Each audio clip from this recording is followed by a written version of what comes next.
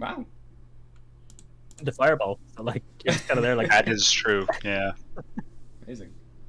Yeah, that's true. You can't explode anything right now because you're in the cave. We can hop into the stream if everyone's ready. Yeah. Yeah. Yeah. All right. Can't seem to log into D&D Beyond. Oh shoot. God, have you seen Is that a you issue? Alpha Lucario? Yeah.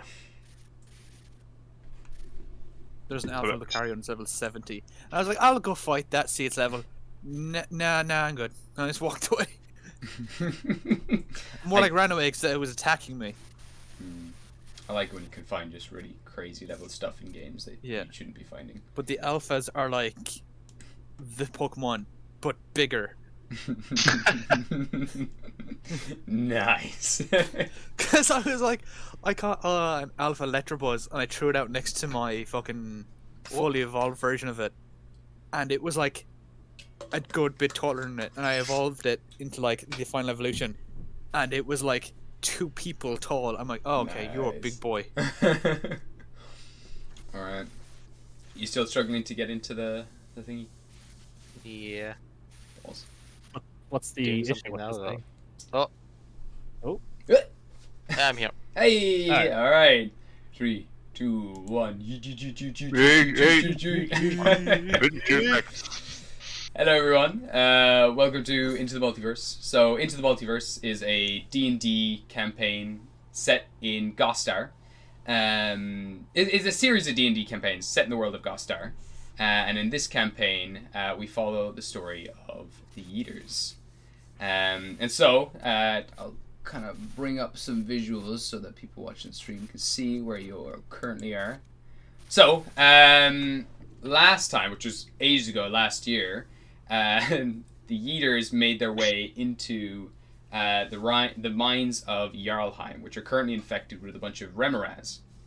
These mines are used they're like a perfect breeding ground for this type of snail called a shockle, which have beautiful healing properties, but they also are very prone to exploding. But they use these snails and their slime to make a special type of gunpowder for their shotguns in this town. So this whole town specializes in making guns, which is great because the Yeeters are going to go take on Winter King and his army and everything. So guns would be great.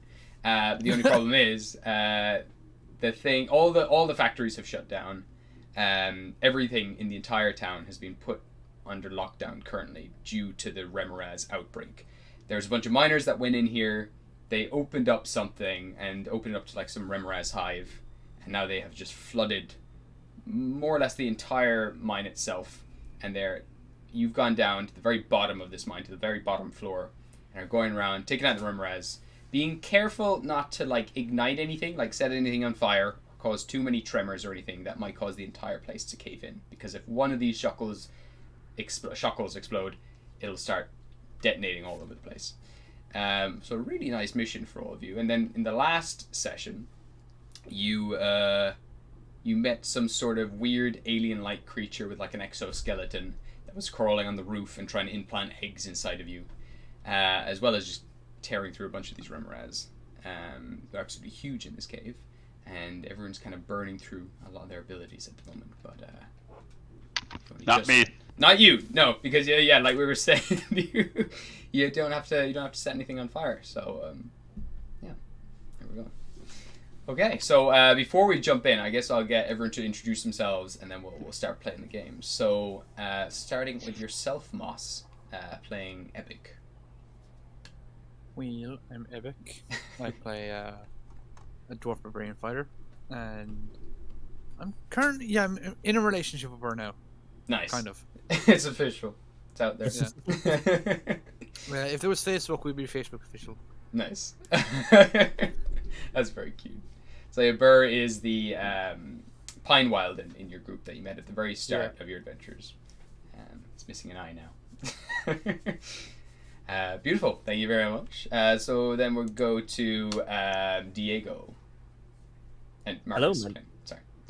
Hello, yes. Hello, my name is Marcus. I play Diego, the Aarakocra monk / barbarian, who He's doing okay. He's out of key, but he's doing okay. Nothing too exciting is happening in his life at the moment. He's having a leg cramp. He's covered in demon blood at the moment. Don't you have your like father's skin? I do have my dad's skin. That's Yes, a long story. It was like I couldn't remember if that was real or not. No, I gotta go give it back to him.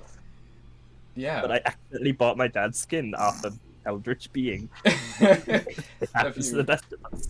Yeah, Happens to the best of us. if you wear it, he protects you, but every time he protects you, you watch him die in front of you, essentially. Yeah, so I'm not wearing it. Okay. That's understandable. Wow. Alright. So then we have yourself, Call, playing Cedric. Oh, it's gone. I am Cedric. Sorry. That's right. I am a wizard. Wizard. Wizard. A very, very old dragonborn wizard Yes. with interest in necromancy and a flair. See what I did there? For fire spells. Currently, our DM has decided to nerf me into the ground by putting us in a highly explosive area. Should see it as a compliment. I'm like mostly built around flying and we're in a fucking cave. That's true. This is great, guys. This is Very well designed. I mean, it's like in all those video games where you lose all your equipment and you gotta like see what you are without all the cool shit that you can do. Oh, nothing. Only the monsters who are high tier. No, we're having fun. Might end up blowing up the cave later on. Not Maybe. sure. Just out of sheer rage and frustration, just detonate the place. No, No, just send a fuck message. it, we're doing it our way. We walk out. We killed up the memorized. We Yeah. just blow it up. Throw a send a message. dynamite in behind you. Amazing. And then finally we have yourself, Craig, playing Joe. Hi, I'm Craig. Nice. Yeah, I'm kind of lost as to what to say.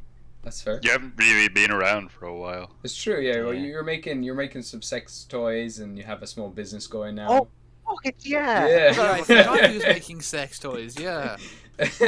And you're I also couldn't remember what we were doing at yeah, all. that's fair. Yeah, you're also investigating like how the guns are made, but you need some ones that you can disassemble to actually figure out how to build some guns. But yeah. Oh, it's what also- gun did I want to make? There was a gun that I wanted to make before Mm. that I never messaged you about. There are these guns that heal. The kind of premise of the ammunition here as well, that they make the kind of gunpowder.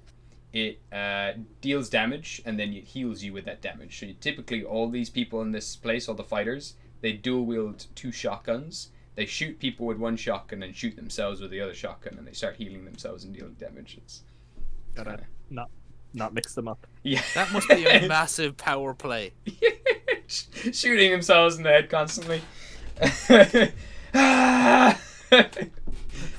Oh, it would have been like in the heat of battle. One of them puts the wrong gun to his head. Oh my god.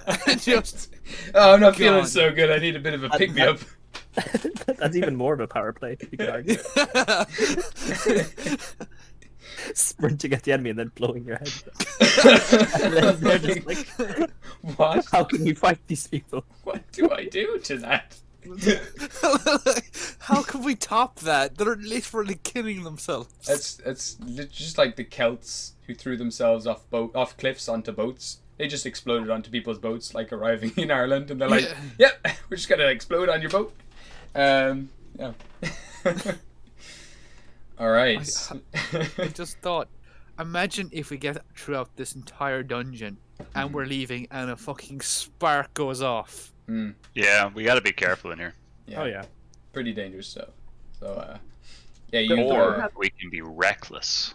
Don't we have a nerve I gas mean, we bomb as kind well? of want guns to fight the You giants. do, not yeah. You gonna lie. have a nerve gas bomb that can be detonated inside the idea of them giving it to you is to destroy the actual hive itself. It'll be a big enough explosion to terminate what they think the hive is, size wise. It's a one-time use, and will pretty much just kill everything in that area once it goes off. Yeah, so you've been kind of traveling through here. You started off here in the entrance to the cave where you were attacked by a bunch of Remors. There's all these holes all over the place as well, where Remors keep coming out of. You took this elevator down several floors into the very bottom floor of this mine, where you arrived, surrounded by a few Remors who picked up on the loud noises that the kind of rattly elevator was making. You all snuck out of the cage while it's still about 30 feet up in the air. This Remors you managed to sneak past. You went down this one tunnel here, came to like a bit of a dead end. There are tunnels that go down as well in this area, but you fought another Remors. Took out some of these weird alien-like creatures that have like impregnated some of the other miners, and you saw one of their heads explode with this creature crawling out of it. Luckily, none of you have been impregnated by the aliens yet. Yeah, I guess we'll jump in from there. Just for reference, Grug is on, I think, 65 health, and Burr, I've just put him on to 30. I can't remember what he was, but I think he was pretty low, but I put him on 30 regardless, I think. Yeah. Okay. Because he drunk a bunch of this this water, or absorbed a lot of the water, but he's now very prone to exploding, potentially, if he moves around too much. Honestly, Burr being on like low HP makes sense because he's made of wood in a fire zone. I'd be surprised if he was at full health. Yeah, he took a lot of damage from the Remors, I remember. I do remember he drunk a lot of this liquid as well, or healed up from a lot of the liquid. Yeah. So I think I put him on 30 for now. But yeah, there you have it. Can I take a look north? North, as in Can I get through that passage? Oh no, there's no passage there. Yeah, no. Yeah, just comes to a dead end. There is a large drop all the way down, which one of these little alien-like creatures fell down several times. I remember that. He was trying to crawl back up. You shot it back down, and it kept crawling back and just died. So that corpse is down there. Yeah, but it is about 100 foot down. And did we check the depth of that hole next to us? That's also 100 feet down. That one is about 60 feet down. I think we threw something down us. Yeah. I've got something. some, I mean, probably one of the alien creatures. I've got some glow sticks. I can throw them down either one. Do you actually have glow sticks? Yeah. I got fantasy glow sticks. I don't know why, but I thought of that scene from the second Venom movie where Venom is just covered in glow sticks. I haven't seen it. I haven't seen the I second watched one. that. Drop. It's alright. Can we But, like, get the is depth pretty of that cool. hole by dropping glow sticks down it? Yeah. How much light do they give off? Will it give us enough to like see a bit down there? Yeah, probably. Depending on how far down it goes. But you can drop one down if you want to use one of your glow sticks and drop it down the pit. Yeah, I have like 10 of them. The glow sticks last for 1 hour, give off 5 foot of bright light and 10 foot of dim light. Okay. So, Okay.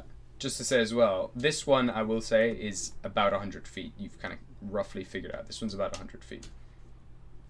This one just keeps going down into darkness. The massive one in front of us. This one you don't know how far down it goes completely. Oh, okay. This Okay. one is about 100-ish feet. All right. I can drop a glow stick down it, but do we want to be ready in case anything crawls up, being pissed off with my glow stick? Yeah, not a bad idea. I think everyone should ready an action in case something comes up. We all just surround the hole. Yeah. Okay. So. But I'll just use my action to try and like brains how deep it is. Sure. With math and science. Bring it to the edge. Then. Math and science. I just remembered I'm a dwarf and I could just lick the side of the hole. See how big it is. You could. But your vision only goes so far too. But you would get a good sense of kind of the actual what's made this thing and everything else. But it's Purely based on taste. more or less, he knows a lot about rocks. Dwarves, man. Yeah. Goddamn dwarves. Okay. All right, so I'll go around quickly first. Cedric, you're kind of calculating everything, but if there is anything else you wanted to prepare, you can let me know if there is another spell or anything else that you want to prepare for this. I'll just ready Rodgil to take an attack, but I won't Okay. ignite it. Okay, cool. It's just a regular old sword. All right. Smart. Joe, Sam. what would you like? Oh, you're gonna get ready to smash with your thing. Okay, cool. Yeah. Joe, Already a thorn whip. Thorn Whip. All right, and Diego. Already a stab. Okay, and I'll just say Grog and Burr also just ready their weapons in case anything does come up and you drop the glow stick. I'll get Cedric to make me an intelligence check. I'm gonna use my inspiration to reroll that. Okay. Just brain I got farts for a a- moment, just like, oh, you've thrown it. A 22. Oh shit! Okay. That is nat 20. It's a nat 20. Yeah. Yeah, you count it. You count the actual seconds as it goes down. Eventually hits the bottom. It is 63 feet. You reckon? And you also watch as the glow stick hits the bottom. It does a slight roll. You get the sense that it probably slopes down and continues down at like a diagonal slope further into the ground, towards like the north of the map. Can I see anything? Give me a perception check.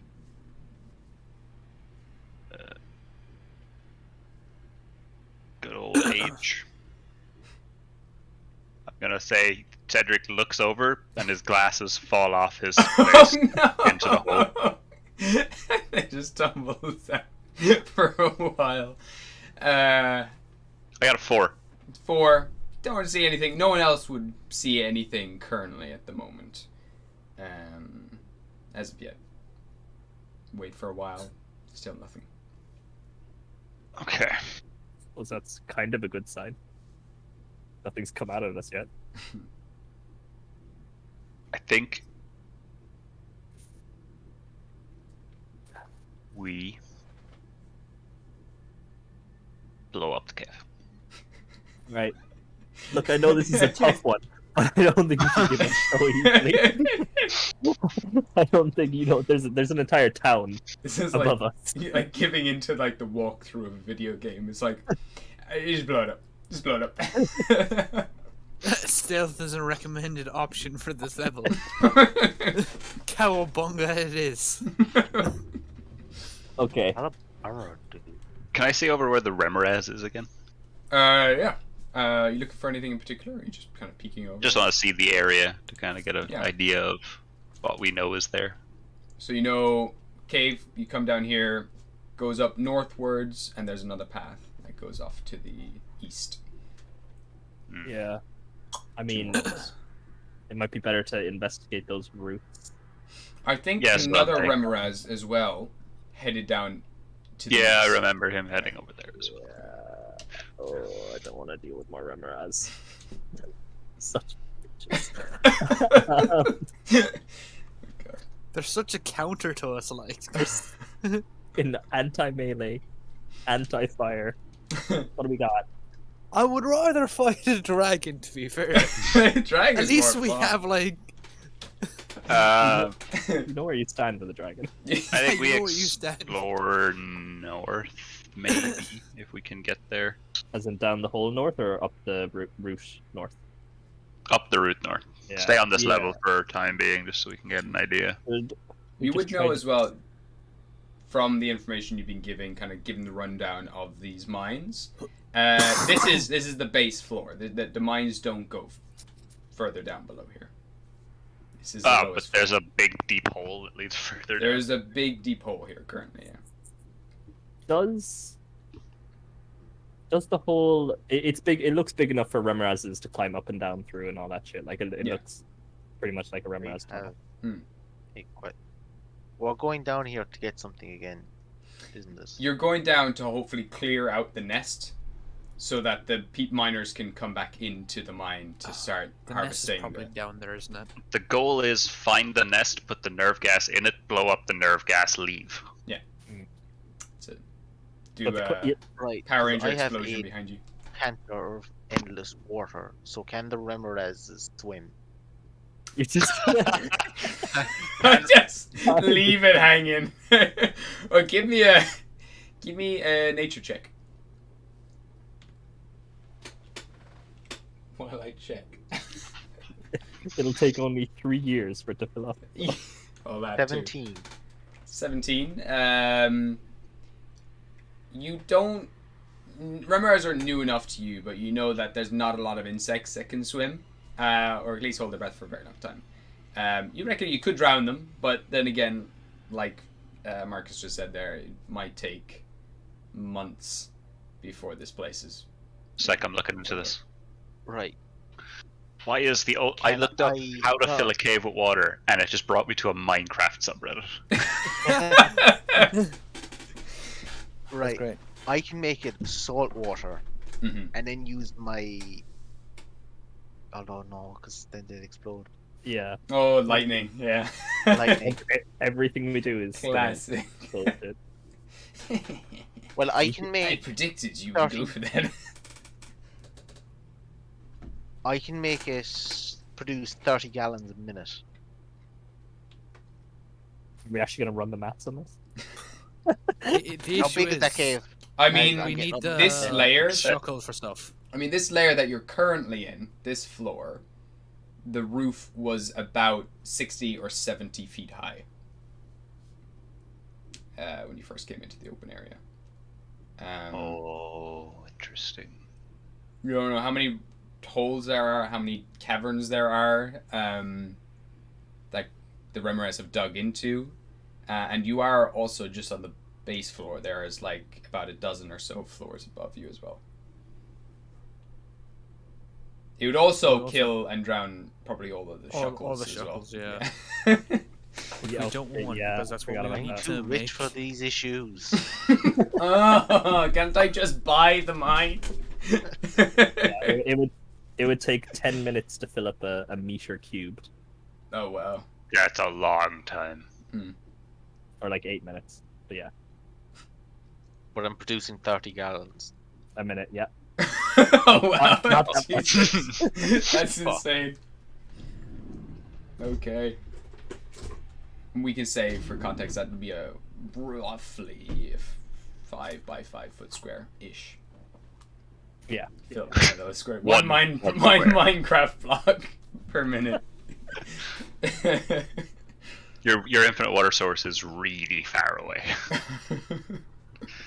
I think we explored this floor before going into the tunnels of Yes. Remorai.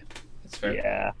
It's not a horrific idea. I could use a breather, but also this is literally the worst place to take a breather in the known universe. So I can keep going for. I also remember I took about like a metric kilo of amphetamines. You did. Oh my 20 minutes God. ago.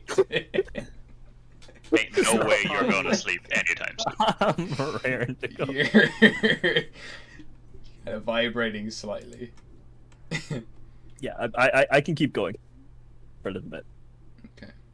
All right. So will we try move up?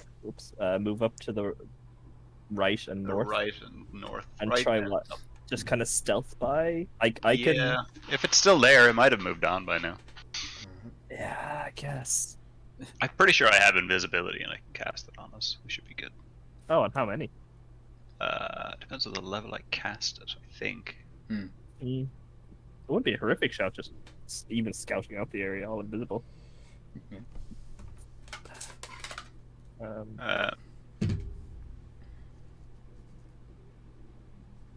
Like I'm fairly stealthy, so I could probably. I can do one extra person for each slot above second. So I can Right. do. What's the base one? I can do 4 of us. Yeah, and then Epic, you have the cloak of elven kind or lizard kind, don't you? And Burr has advantage as well with Oh. with Double Whisper. checks. I might have unattuned to that. No, I still have it. What is it we're doing? For thinking stealth, what's Joe's stealth like? You might also know invisibility as a spell. Yes. It's Joe. He could just flash genius and make it like 80,000. Yeah. I feel like that should be a meme. I also have a +6 advantage and disadvantage on stealth. That's fine. Advantage and disadvantage? Okay, interesting. Because you have heavy armor and Okay, I think, yeah, will I make us invisible and we can go? Okay, so how many You are can you make making? everyone but me invisible. As well as... Burr I can- has advantage as well with stealth Yeah. as is. If you wanted to leave off Burr, Don't need Because I have Burst? +6. Not here. Oh, yes, he's there. Sorry. 1, 2, 3, 4. I don't have to make me and Diego invisible. I have a +9 to stealth, but I'm just gonna I make don't- myself invisible. Does about Brooke have Grog? any modifiers to stealth? I'll tell you what Grog's good at. He's Oh, I forgot about Grug. I think he's trained in stealth, but he's not like he's not amazing. Let me see. Where's Grog? Yeah, I have a +9, but that's not. It's not a guarantee. That's like a. It is Diego rolls as well. We gotta think It is about that. Diego rolls. Yes, but also I'm absurdly fast, so if I get spotted, I can just. Grog Fly has around. a +5 to his stealth. That's not bad. He's a lizard. He's a hunter, so he's all right. Oh yeah, Yeah, no. I mean, I'm just gonna make myself invisible. Screw you guys. Okay, Fine. that's fair. So so did Cedric just go, let's blow up this cave? And it's like, no, we should blow up this cave. It's like, oh, fine, and then just vanishes. All right. Where's So you are just put? I already used the charge. currently Cool. invisible. I am currently invisible. All right. If everyone is stealthing, I'll get a marching order from everyone. So I'll see who goes first. I'll go first because I'm invisible. Okay. But I'll You're go. also really squishy, so you shouldn't. Yeah, but I'm invisible. I'm like Yeah. the least likely to be seen. Yeah, I'll go last because I'm the most likely to be seen. And if they see me, I'll just fly around the cave like a panicked bird. Bashing off windows. Okay. Where does Epic want to go? I'll go third. Third. Okay. I'll put Burr in front of you. Where do you want to go, Joe? Or did you want to go second? Or do you want to go? I'll just stroll behind. Okay. Stroll behind. Then we got Grog. Then we got Cedric. Okay, so as you kind of all start marching down the railroads, making your way through here, the Remorez is still kind of moving around the place, kind of gone down to the water here, and is just lapping it up. And occasionally, you see now a little shuckle, kind of like it's just on the side of the wall. It reaches over and just like gets his lower jaw, bites it, swallows it, and just starts crunching it inside its mouth. You see all the kind of like space between its kind of scales or exoskeleton, all the kind of grooves start to light up red for just a moment as it starts to heat up its body. Man, nature is scary. And there's a slight kind of tremor inside its body, just rumbling, and it goes back to drink the water. Starting with Cedric, what did you get on your stealth check? Nature is scary. I got a 15. 15? Alright. Okay. That's an invisible 15. Invisible 15, that is good to know. Okay. Then we've got let's roll my 2 dice. Ooh, those are nice. It's a 23. Nice. Yeah. Okay. Just double check that actually. That is a 23. I think he might have a little bit of a larger bonus.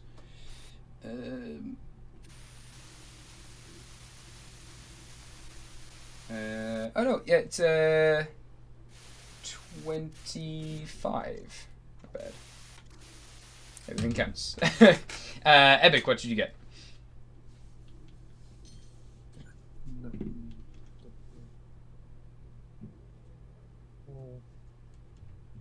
Oh yeah, what advantage? I was gonna say that sounds like a sad O. Real bad. Oh no, Oh. both the rolls were really good. Nice. A 21 and a 26, so I got a natural 20. Fuck. Okay, that mark that down. Okay, it's a natural 20 as well. And then Joe, what you got in yourself? 18. 18. Oh, fuck, you guys are crazy.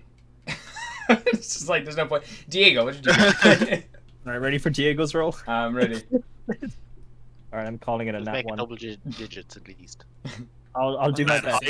High singles. Ooh. I mean, a 17. That's 17, respectable. solid. Grog got the lowest, he got an 11. So add it all together, divided by 6. And you have an average of 18.6. That's pretty good. That's pretty solid. Remraz does not bat an eyelid as you pass by. It just continues drinking the water. You are all absolutely just soundless. And some of you are occasionally are a little bit invisible or completely invisible. Okay. Excellent. Yeah, this guy, he's gone over here. You just see him just as you do come up along here. You just see this Remraz slowly going around to the side down into a deeper cave. All right, Doesn't we seem to power on. notice you. Just keep going. Yeah. Yeah. I'll, yeah. Yeah. We should really be keeping an eye out for the nest. As you do go look down there, you do see it does come to a dead end of sorts and just seems to be drinking some water. Carrying on. Is this the water that makes people explode? Yes. And are they also full of fire? Yes. Oh, this is not good. Are they bombs? Oh, You get the sense. All there. I won't say anything unless you want to take a nature check on it. oh yeah, I'll take a pre-nature check if it's going. Okay. I have a cool -1 to it, so that's an 8. 8. Cool. That seems completely natural. That's it's like just bomb water. It makes sense. That's 130. Checks out. Alright, keep on. So it's pretty dark in here as well. Going down this cave, you do see a canyon going off to the left and right and continue straight on. Where do you want to go? I think we go left. Let's start by slowly. It's like systematically working. Maze- our way Yeah. up. Sounds good. Alright, so you kind of start making your way down here. And eventually, you come to a hole. And a pile of water. A few shuckles in here as well. There's about 3 or 4 shuckles along the walls, just crawling along here. Other than that, that's about it. Are we collecting the shuckles? You don't have to. but you can if I you was want. going to ask, can I have a pet chuckle, but I realized I have a pet rat that I forgot about. Yeah. You Yeah. do have a That pet was rat. like back I in have, like I have the dream Reginald world. or some bullshit. God. Yeah. Hey, One of the infinite rats, yeah. Oh shit, the infinite rats. Mm. Oh fuck. You didn't put him somewhere like in a bag of holding where it's Just gonna open starts it. It's gonna be spreading. all wrong. No, Oh my I God. think he's just like in my like backpack. Wow. Yeah. Nice. Really. There's no food left. There's no rations left in your backpack. No, Good. he's playing with the tiny animal. It's fine. Is it just a big hole we see? You can see there is a big pool. At the bottom of it, though, there is a hole. I just Okay. remembered Ebic's backpack's a sheep. Very important. No? You do notice as well, as you're kind of going along these train tracks, you are slowly descending further into the mine itself. It does kind of go at a slight gradient downwards. That's good. We're going in the right direction. Yeah.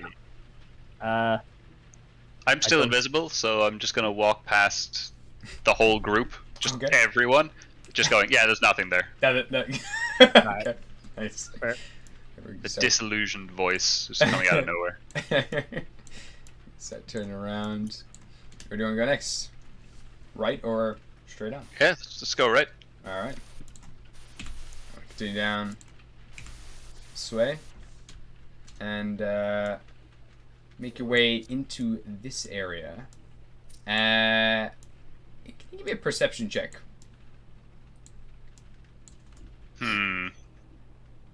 I'm giving myself disadvantage because I said I lost my glasses earlier, so I got a 7. I'll give you an inspiration as well that you can use at any time if you want. Looking around, it is dark in here. Have you got dark vision?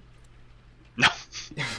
Fuck, you can't see shit. I don't know. Well, I don't know how you've gotten this far, but you just can't see shit. It's You can By be the like- power of luck. Joe and Ed who have dark vision, isn't it? Everyone else So, you just turn around in this other place like, God, there's nothing here. I can't see shit. It's like, your glasses and you're completely in the dark. It's like Velma from Scooby Doo. Do I have any like?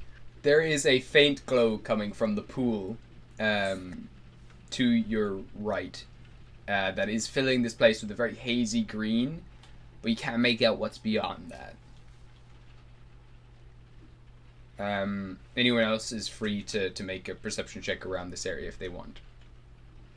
Can I ignite Rodgil to give me some vision? Oh yeah, absolutely. Cool. Light it up, and it just lights up the tunnel now, and you can see all around in this area. You can see chains, really old, rusted cages.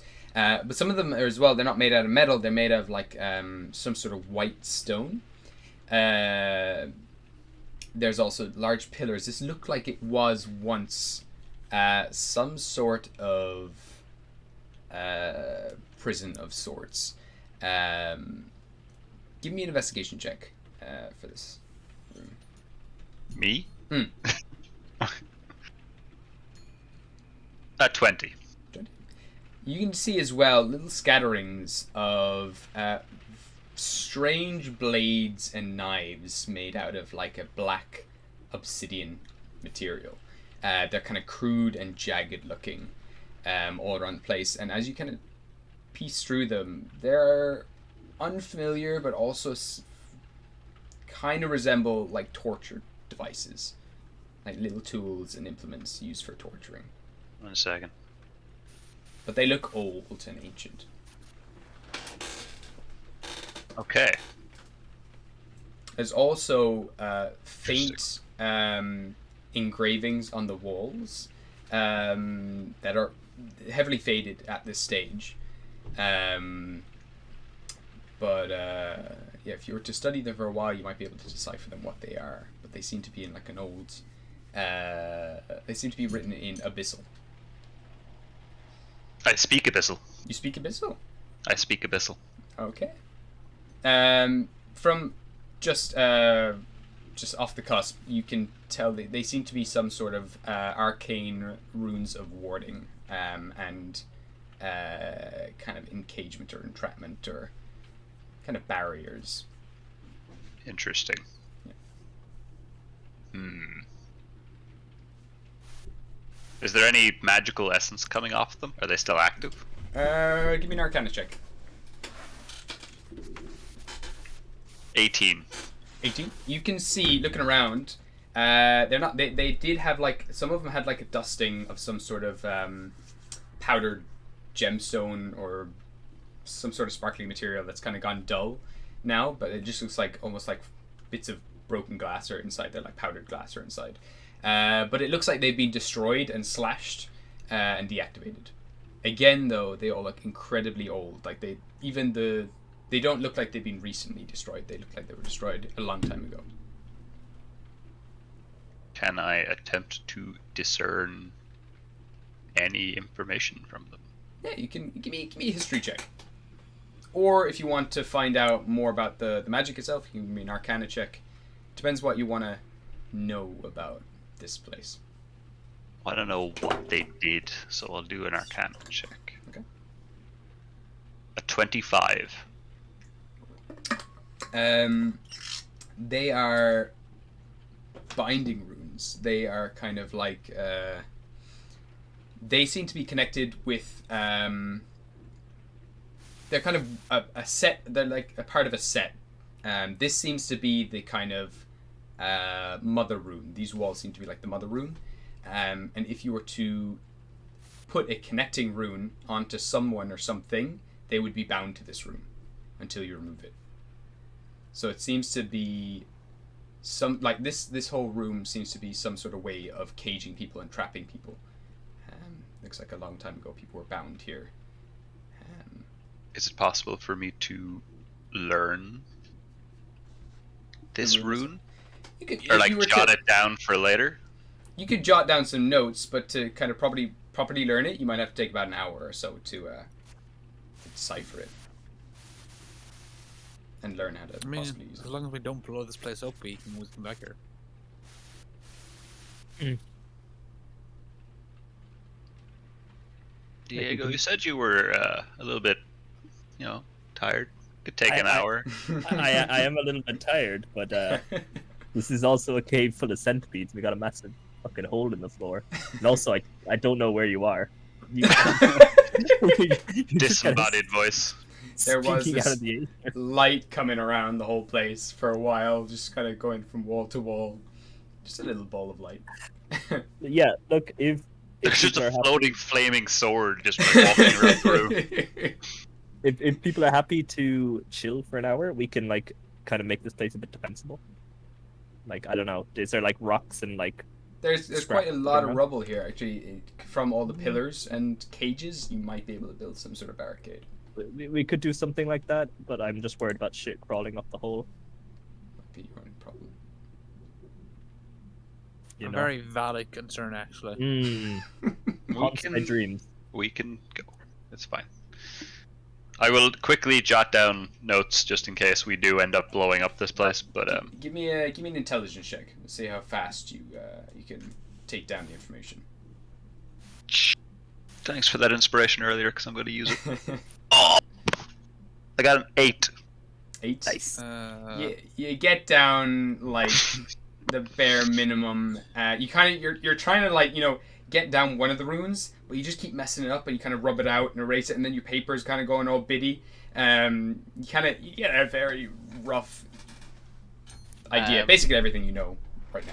John. And I see him struggling and use a flash of genius to add +5 to his roll. Yeah, So 13. good.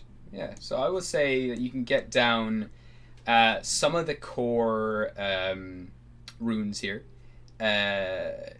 Definitely would need more study, but you would get down enough to start a nice study, and you can start taking with I will say that with the help you're trying to draw the rune, and Yeah. with your flash of genius, I'll say that you just show them a little trick that you do for copying runes. You bring the charcoal up to the rune and you start rubbing the charcoal on, and you get an imprint of it, and you get quite Oh, you're a doing few. etching, yeah. Yeah, you get a Okay. few copies of some of these runes. So basically, you're I'm going to be absolutely one of them. flabbergasted by this. Oh, my boy, you're a genius. Nice. All right. So And I'll you, store my notes. Yeah, you have some of these runes now. You could also, if you couldn't come back to this cave, you might be able to go somewhere else. Or you might be able to take these runes elsewhere to like a library or a place to study, to find more information on them. You have enough here to build a study on the spells used here. Interesting. Can I look at the white stone?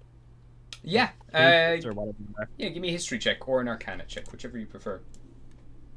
I think I have a -1 to both. So. If you go for a history check, I'll give you advantage. Oh, sure.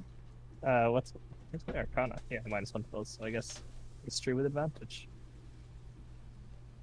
That is a nat 20, which is a 19. You remember it. It's very familiar. You've seen this before, and it's been talked about before, but since you joined this party. And this is the anti-magic stone that is mined in the town of what's it called? Basically, in the 6 kind of fortresses that surround the highest mountain of where Craig's Tower is, or the Winter King's Tower is. Rimgroff is where they mine it. This town of Rimgroff in Jotunheim. They mine this white stone and they make cages out of it. It's quite popular in some more kind of I don't know, archaic places where they use a stone. Basically, it drains people's magic. is what it does. It's the longer you I stay was gonna with say contact. that would be incredibly handy, but like, If you are to carry it though, it drains your spell slots as you're just close to it. I'll say that. Cedric, you haven't gotten close enough to it yet to be under the effects of it, but there are some cages here that are made out how of this close stuff. do you have to be? About 5 feet for it to start draining your spell slots. If you're not magic or you don't have any spells yourself, doesn't really affect you. Lads, I That think sounds like a bag of holding kind I of think thing. these were mage cages or something. Hmm. Cool. Okay. Think I know anything of history about mage cages. You A can 23 would lead to the fact that I know a lot about mage cages. putting. Studying them really quickly. Oh yeah. What do you want to study? Basically the structure of them and the Of the Magical. cages themselves. to see if I could like copy it, or, like memorize how it's done and copy it. Yeah. I mean, I can tell you kind of for free. Like it looks like this stone has been smelted down and put into molds for cages. They've just made rods of this stone, and tied it all together. Just kind of fitted all these pieces of stone together and welded them together. So like you would make any cage out of metal, they've made it out of this stone by just melting it down, and they haven't really done much to the stone. It just, that is the material. It has this ability to absorb magic. Can I take a couple of rods of stone and put it in the bag of holding? You can. As you get close to it, I will have to get you to roll something for me. 2 seconds. Just trying to find my notes. If you want, you can pass me the bag of holding, and I'll. You can if you want to do that, because you are a spellcaster. It will affect you if you were to touch it. Yeah. You can try to break a few off if you want. I can get Diego to Well, make strength checks or attack. I do have a prosthetic arm. You do, but even your body in general, being close to it, it might also affect your armor itself if you were to get close to it, and might shut down I'll parts of your give armor. the bag to Diego. Okay. Diego's just gonna start fucking flexing as he walks over to the cave. I get you to make a strength check for me. See how much of this stuff you can break away. He's gonna break his fucking arm. Just a flat strength check, is it? Yeah. You know, I'll go help him. You can go out. Yeah, sure. All right. Will we use I'll use epic strength mod. I'll give him the help action. So Okay, cool. I mean, I already rolled one dice, so will I stick with that or what? No, you can give it to. You can just give it. Oh yeah, okay, yeah. I'll give the help action to epic. We're just Alright. gonna. I'm using a fucking inspiration. Inspiration you can roll again, yeah. You can roll again. Yeah. Yeah, but Uh, I'm giving you the help, so you get an advantage. Yeah, it's basically advantage. Oh, okay, no. Yeah, I'll use use the advantage then. So I got a 2. Haha. No, I got a 2, so I got a 5 really. Okay, that's much better. I got a 22. Okay. I will say that you can break away all of the rods that make up this thing. There's 8 rods of this thing. They're about 5 foot tall, 5 foot long. These rods. And Diego turned to Joe. It's like, Joe, is this gonna drain the magic from the bag of holding? And is it just gonna turn it into a bag? You can give me an intelligence check or an arcana check if you would like. I'm gonna stay away from this conversation. Okay. 19. 19. You can imagine that, like, eventually over time the bag of holding will lose all of its power. You don't know how long it'll take, but it probably will over time. Okay, do you want to show it in my bag so? Yeah, we can just carry some. We're the non-magic peeps. Because I actually have a cool idea for these. To like great contraption that You you could like put them in, throw like- at someone and then like Make- shoots out like a spider net and wraps around, Oh, nice. so like drains their magic from them. That's You terrifying. could just- Did you you know can make, there's like- an enemy that's in D&D? It's fucking the Bagman or something, What? and it's connected to it's connected to all bags of holding, Oh, Nice. so it can just go Don't and give just Gabe any ideas. fuck with you. So it could steal a party member, or it could steal money, or it can give you stuff. Nice. What? Oh, sorry. oh no, it's fine. You could make a crossbow bolts out of them as well, and like Yeah. drain. You could just shoot people and then they Mage just Slayer bolts. It's pretty terrifying. yeah. What you're piecing together as you look around this place, Cedric, you're realizing the town that you're from, which was founded by blood elves. You reckon that this was the place where they were originally enslaved by demons, and where blood elves actually became blood elves. These ruins, this kind of whole cave system that you're currently in, are probably the ruins of these demon slave traders that used to own a bunch of Eladrin. So Eladrin are like also known as true elves in this world. They live in a very special part of the Vale, and anytime an Eladrin leaves, they're kind of like a sponge. They start to absorb all of the influences around them. So if they move to the sea, they will become sea elves eventually. If they move, stay in the woods, they become wood elves. And so they're kind of like blank canvases. But these were just pure Eladrin a very long time ago. And at one stage, the Eladrin fought back against the demons. They killed one, and they started to drink the demon's blood. And that gave them the strength that they needed to fight back against the demons. But afterwards, after killing and slaughtering the demons and drinking all their blood, their god cursed them all. And they were then permanently branded with these demonic runes all over their body. And they were kind of seen as abominations. Their skin turned like to a dark red, similar to a demon's, and their eyes would glow gold. And they're kind of prone to rage and anger. But this is the city then this is the place where they built Jarlheim from, all the Blood Elves. This is Okay then. these are some old chambers that they were probably enslaved in a long time ago. I'm done in here. I'm ready to go when you guys are. This place is Just holding a bunch of rods. Yeah, I'm good to go whenever. So are you carrying the rods, or are you putting it in the bag of holding? I'll put them in my bag. You're putting it in your just a bag. regular bag. Okay. Reginald can keep an eye on them. Okay. No, Reginald was a wizard rat. He's gonna die. No.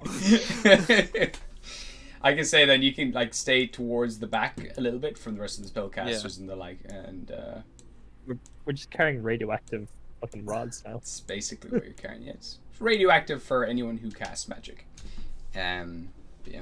And we have the perfect team to melt them down and do shit with them, because we have a dwarf and we have a Yeah. hobgoblin. Nice. 100%, yeah. Amazing. In the Beta Questers game, Lucy has built a whole vault of cages where she's just captured people and put them into these cages made out of that same anti-magic stone. Interesting. It's nice recurring material. Okay. So, continue on. Path again eventually forks 3 different directions. 3 different directions. Yeah, straight on, left, or right. This is a sprawling map. Will we just go left again? Stick to the method. When in doubt, go left. Alright. You fell into my trap. Again, there is just more similar runes here to just kind of just show where a lot of it's ruins where these demons used to rule. More pillars that have fallen. This place is a little more like the floor itself looked like there was once tiles here, and the walls are a little rugged and kind of cave-like, but they they do have the remnants of being a nice structure once. There is now some sort of ore growing in here. There is like it kind of looks similar to that of like fool's gold, but it has the faintest, dullest, kind of sickly yellow gold glow to it. Okay. Is it glowing or is it just shiny? It has a very dull glow, just a little bit around it. Doesn't really spread much. It's more kind of almost in the center of it, like if you imagine glowstone from Minecraft, because we're on Minecraft talk right now. Kind of like that. It seems to be glowing within a little bit, but doesn't really come past the. I want to see what dwarven sense does. So if I get a lick, I can figure out here. Yeah, give me. Do you have to roll or anything for that? For rocks or ores? Racial traits. So everyone can spellcasters can step back from the dwarf as he enters the room. Oh, I can. It's a history check. History check. Okay, give me a history check with advantage.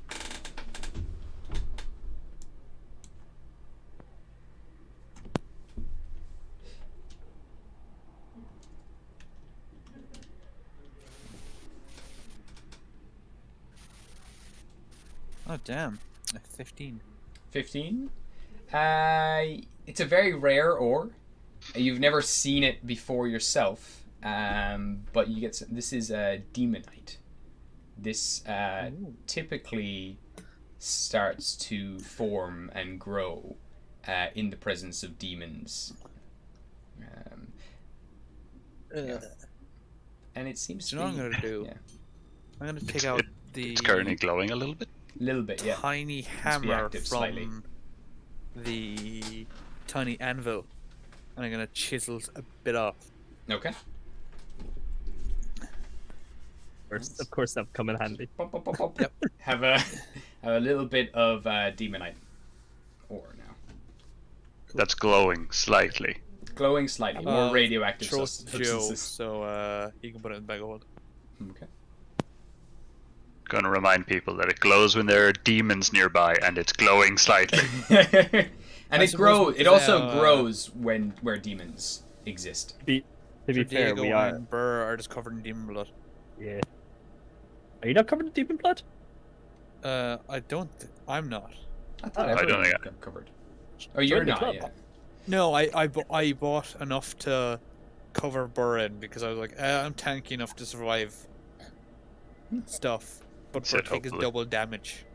Okay. And Diego like smudge some of his demon blood on the demonite stuff? You want to smear some of your. Like just like a thumb off his arm and onto Yeah, the as soon demonite. as you do smear a little bit on it, it does start to glow a little brighter. I don't know. That might just be it. Hopefully. I'll look around very suspiciously at everyone. Cedric is not convinced. Well, would it be affected by my ring? Because isn't the ring just like? No, you have a god in your ring, not a demon. Okay. Yeah. Kind Completely of similar to a demon, but not quite. Okay, I think we just keep going and try and ignore the fact that this rock is glowing. Okay. Alright.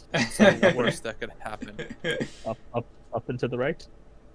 Up and to the right. Okay. Up and to the right. Yep. I'll get Sure. Do you want the same marching order as before, kind of more or less? Yeah, invisible man. Okay, so Yeah, I'm invisible for an hour, so I'll Uh, keep point for an hour. I'll put And you back. radioactive man at the back.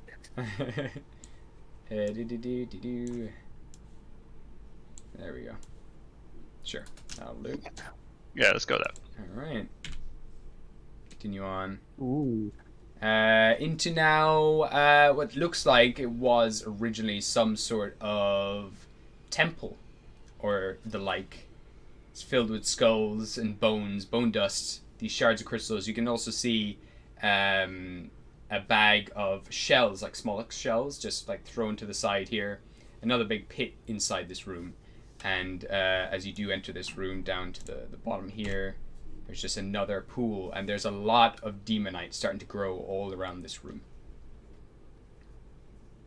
Is it visibly growing, or Yeah, this one, particularly to the north-facing wall, it glows a little bit more than the rest of the room, noticeably more. Ah. No. Who wants to become a warlock?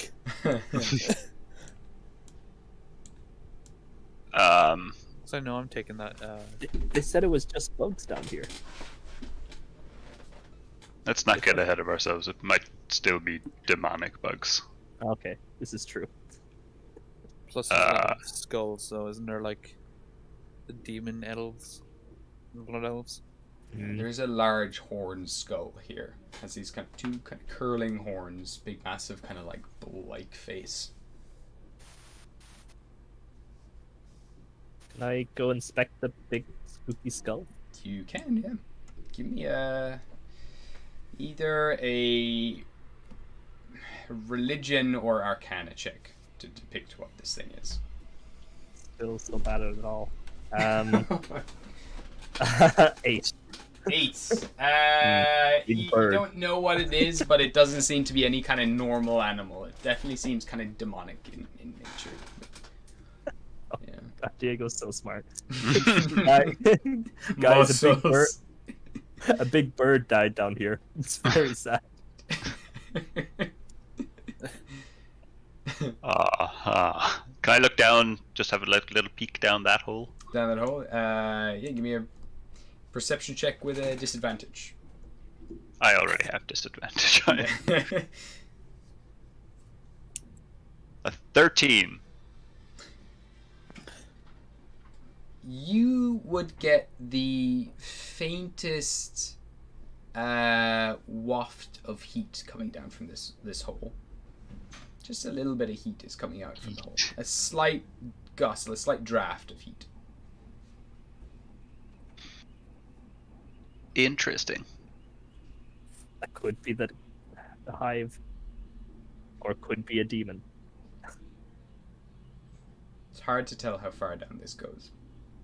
But there I is kind could- of like a slight hollow whistling of wind towards the bottom. Coming up. What do we do? It's a good question. I think the wormhole necessitates. I fucking as soon as I said it, I was like, so weird. I think the hole needs more investigation. I think I stick my head into the wormhole. my entire arm to the shoulder. We could take a short rest. We could maybe not in this exact cave, but maybe in one of the next caves or like adjacent caves. And we could roll a really big fucking rock next to this hole, toss a glow stick down, and then if something starts coming up at us, just Covered the hole. just roll the rock just down the hole. I love it. Mm. I love it. I feel like Are there any rocks in this room big enough to maybe not cover the hole, but I will Hoppers. say there might be between some of the rubble. You might be able to roll maybe 2 halves that could cover it, possibly. not even necessarily cover it, but if you Yeah, drop it down it'll Yeah. hit whatever goes. Yeah, in you there, could definitely get a rock big enough that would come down and do a lot of damage to someone for Yeah, sure. we could get maybe 2 or 3 of those.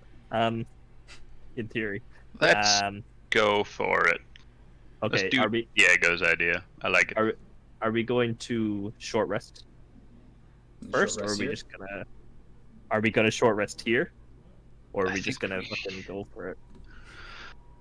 I think we short rest here.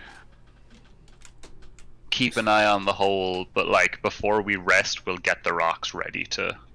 And maybe throw some sort of barricade up on the tunnel. What does Epic and Joe think? I'm going with your idea. Okay. Okay. So you're Like, going for that? Yeah. Yeah. Are those some cages and stuff knocking around? There are a couple of cages in here. Yeah. Yeah. One seems to be dangling still from one of the walls. Do you know what we could do? We could throw chains along the path, so if anything comes in, dangle the chains. Very good. The warning system. Some chains. If you Very have some popular. things to like fix it into the ceilings or whatever, you could. Yeah. I don't know actually if I have any of that shit. Or you could put it I down have- on the floor. I guess I got some darts. I can baton them into the wall. Okay.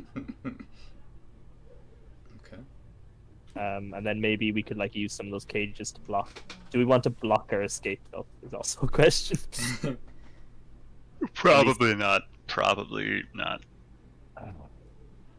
Okay. Well then, I think yeah. we just leave it and we have someone on guard and we Yeah, just okay. Will we do the chains and we'll do the rocks and we'll Yeah. take a chill pill. Okay, so you're setting up a few rocks around this hole, is it? And Yeah. then you're gonna drop them if something comes, and you're putting some chains around the kind of Entrance. cave entrance. Okay, cool. All right. So I can say you can take about 10 minutes. That you're all incredibly strong. A lot of you, or bar, Wow. maybe Cedric. You're all very capable. So I can say there's no need to roll anything for this. Between all of you, you can easily move all this kind of stuff around. Especially with Grog, he's like 9 foot tall. he is our hero. There's a guy in a mech suit. There's a giant tree man. There is a very galaxy white dwarf. So, and this is kung fu fighting chicken. So, doing that, you can set up everything. You can place. I can say you can find 3 decent sized boulders that you can place around the hole. There. Oops. 1 boulder. Might be a bit too big. 2 boulders. That's not just a rock, a boulder. It's rock.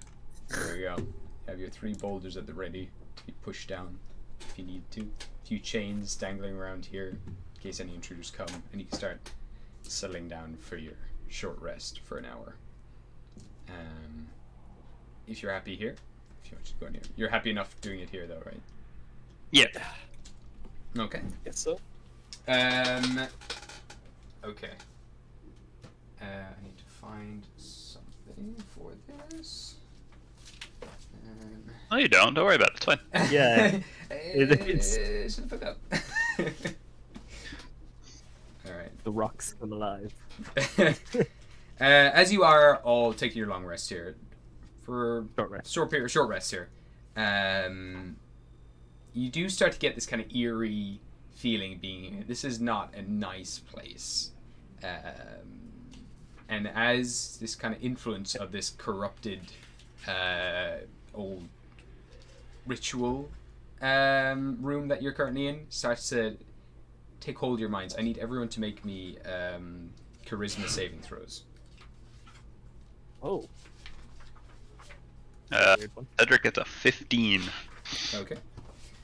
Just so Cedric got a 15. Joe, what did you get? 17. Okay. Epic. 11. Okay. Diego. 13. Okay. I'll go for Grog. Oh, that's not good. And Burr is a natural 20, so Burr is fine. You start to feel both Epic, Diego, and Grog. As you're relaxing here, unwinding, stretching your muscles and everything else, you start to feel the seams, the kind of strands that make up your kind of consciousness, that hold your sanity together, start to slowly unravel. As these dark, twisted thoughts of madness start to seep into your minds. Would that affect the ring in any way? No, it doesn't seem to be affecting the ring, but it is definitely affecting you. As this, okay, do you want me to message you in private what your new flaw is, or would you like me to say it Ooh. in person? Now message me. All right. That sounds cool.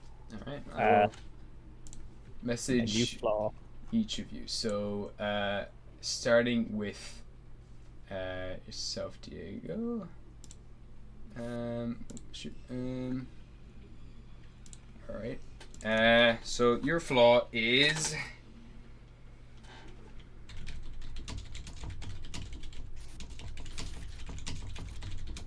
A lot of typing. As expecting alcoholism. Right, I'll be so back in 2. yeah, no worries. Cool.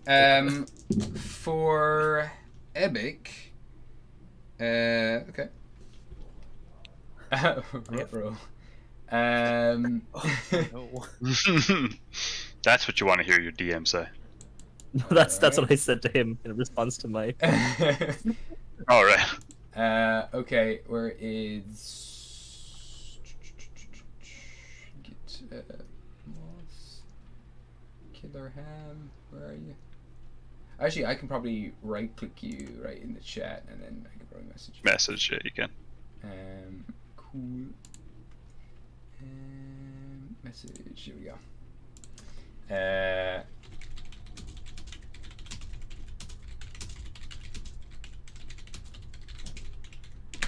This is your new flaw. And Grog. What has Grog got? Oh shit! Alright. Well, it's kind of just Grog anyway, I guess, but. Okay, I'm just gonna mark that down for Grog.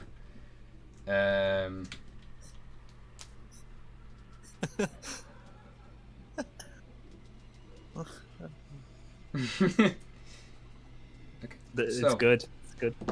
Can I? Hmm. Is it kind of up to myself how that flaw manifests, or is it? It's totally up to you Gonna- how you want to go for it. Oh, okay. No, Yeah. just no. Yeah. Beautiful. Oh, I have a perfect way to segue into me being a warlock now. Oh shit! Nice. Yeah. Oh, that's yeah. really cool. That's exciting. Okay. I'm gonna run to the bathroom. Back Yeah, a yeah. sec. No, we can take a 15-minute break and we'll come back. We'll come back in 15 minutes. How about Cool. All right, cool, perfect. Alright, in a bit. that? Boing.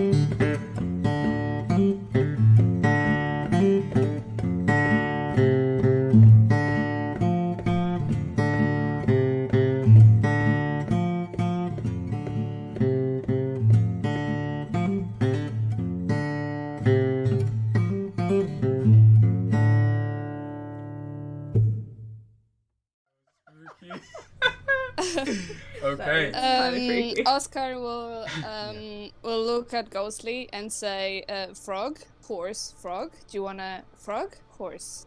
Do you wanna go on top of the frog, horse?" Yeah, are you all right, mate? Frog! On top, frog! Do you hit your head? Oh my god. I will go next to Madame Sprout and just put my hands on top of the frog. Safe, very safe. Eternal Oscar right now.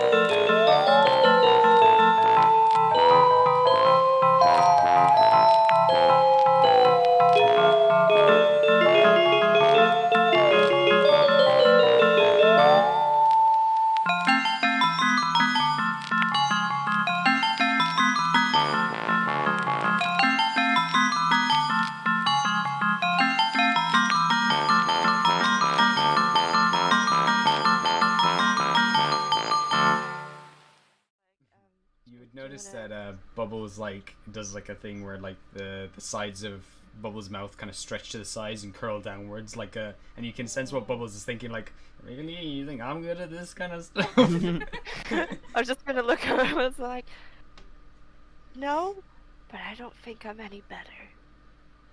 Do you really want me to go up to that man and go like, oh, it's okay, she wasn't much of a loss. See, I can't.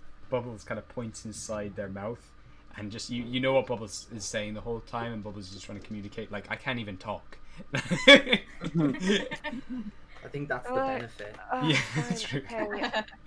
Ghostly, I think this might be for you. What's that then? Like, go give Brian a hug. Oh, Brian's upset because now Cinta's in bits on the floor. Maybe-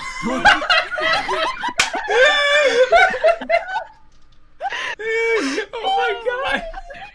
Oh my god.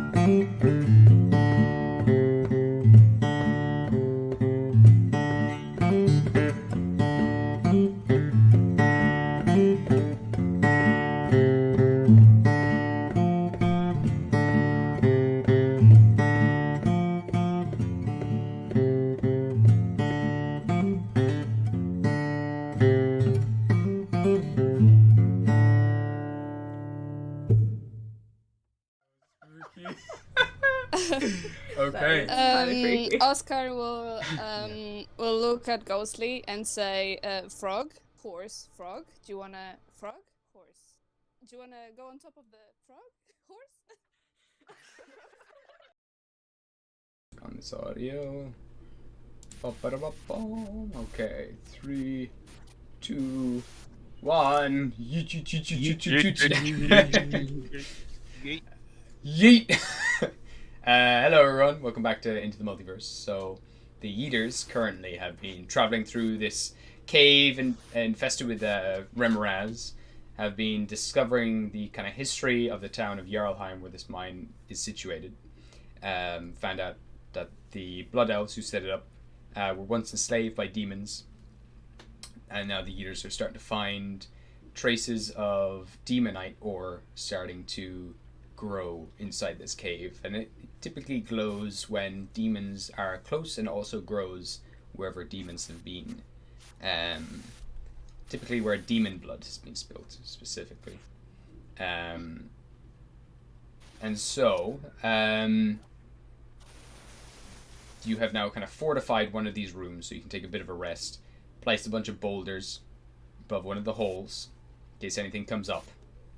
And while resting here for about an hour, the influence of this old demon worshipping temple or demonic temple has slowly kind of seeped into the minds of some of your characters, leaving you with permanent flaws and new characteristics in your characters, which will develop in whatever ways you want them to take effect on. But little bits of your mind have now become slightly unhinged. As you finish the rest, you've not been attacked so far. Nothing has found you. Nothing seems to be interested in you. You're not sure what it is, but yeah. You rest up, patched up.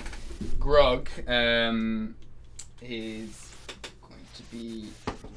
he can easily get back to full health with the amount of dice he has, and Burr only has about 65 health, so he's back up. I'm going to say to full. That's actually a good shout. I will not be using any hit dice or anything of the sort. Okay, you probably get back your spell if you wanted, but No, I'll keep that. I have to spend spell slots to get back spell slots on short rests. Oh, I thought you just get back a certain amount. Get back all your key. Yeah. Also naked. You're naked? I felt so naked. Oh, I was like, just during the long rest, you've just removed everything and are now ready. You've just gone batshit crazy in here. Clothing's not real. Alright. Rested up. Again, this is eerie silence now in the cave. Someone,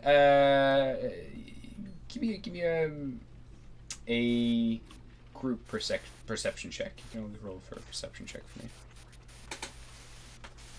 A 15. Okay. Perception, you said. Yeah. A 7. 7. I am too busy talking to the walls. Okay. Epic and Joe, what did you get?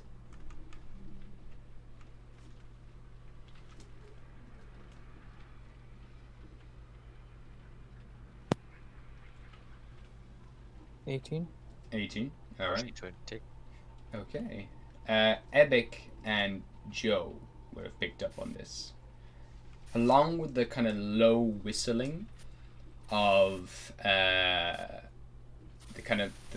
breeze coming up through this pit over here, there is there's the lowest sounds, the kind of echoing sounds of chanting coming from the bottom of that hole. Echoing up through the hole. Not great. There's also, with that as well, I will say there is this slight movement and scuttling coming from deeper within the cave. You can hear more kind of crawling just around here and up this pathway, not too far off.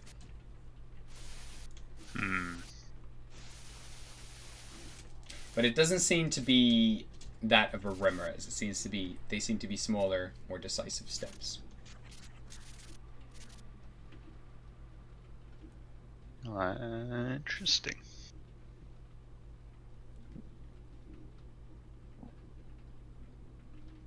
Cedric is gonna take a healthy swig. Okay. I get him to make a Constitution saving throw. 15. Yeah, you're fine. Perfectly fine. Just nice and stilled.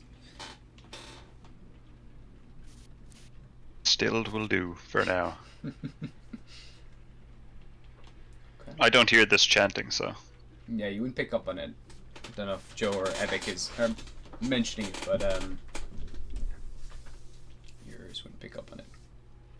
It is very faint. Like, and echoing, like it's coming from very far away. And I'll be a bit too preoccupied to say anything. That's fair. Okay, can I use my magical tinkering Yeah. What do you want to do? to copy the echoing and basically make a small stone copy it so I can show it to the other people? Yeah, absolutely. 100%. So you can do that, replicate it, get all the kind of sound waves down, and everyone can hear exactly now what you're hearing. Kind of amplify it as well, so it's a little louder. Cedric, you'd pick up that it is Infernal that they're speaking. Infernal. I don't speak Infernal. Do you know? What was it? The I speak Abyssal. Abyssal. Common, Sorry, no, Draconic. it is Abyssal. Oh. Sorry, no, Abyssal. I get the two of them mixed up all the time. Yeah, Abyssal.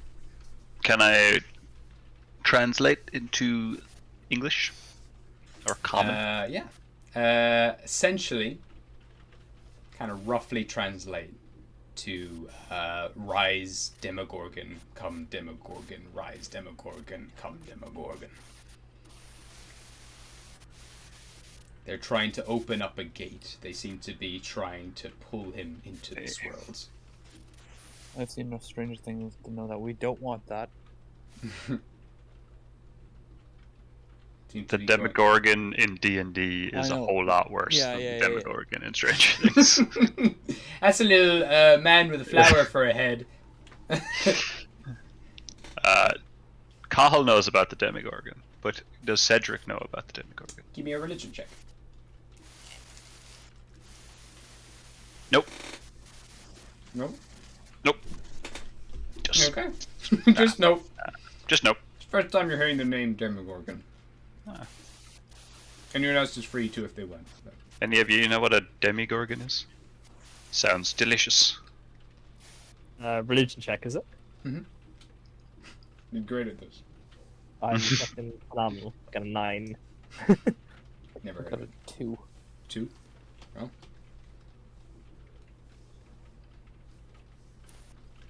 Diego's just gonna be putting his ear to the skull on the floor. What did you say?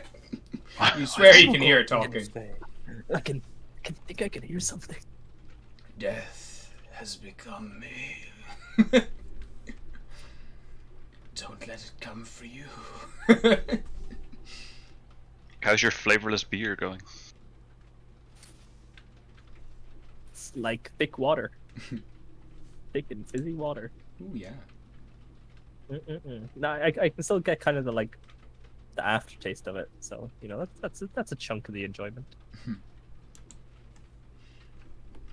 Okay. All right, Diego will shake himself away from the skull, look a bit spooked, and be like, "All right, what's the plan? Are we going down I there?" would very much like to avoid the cult trying to summon a Demomorbin or Demomorbin? Demogoogan? Demogoogan. Yeah, Demogoogan. Demogoogan, I think it was. Yes. Doesn't sound like something we should worry ourselves with. I suppose, but it could be related to the shit going down here. Or we could just throw all these rocks down the hole and run and forget about it. How potent is our nerve gas? Will it kill people? Oh yeah, it'll take we talking out... like World War I against the Geneva Convention level shit, or are we talking like World War II kind of just a little tickle in the back of the throat level shit? Where are we? You don't know, but you reckon it'll create a death cloud. That's enough to fill probably the room that you're in, maybe a little bigger. Probably take out more or less everything in that room. So should we save that for the hive? I feel like if there's a group summoning a Demogoogan, we should probably deal with that first. I guess we should stop them summoning the Demogoogan, whatever that is. Is it a fruit? Could be. Honestly, we don't know. It could be something completely innocuous. What if it's a bigger Remoraz? That'd be. Oh, okay. Yeah, no, we can't take the risk. we can't take the risk. We gotta.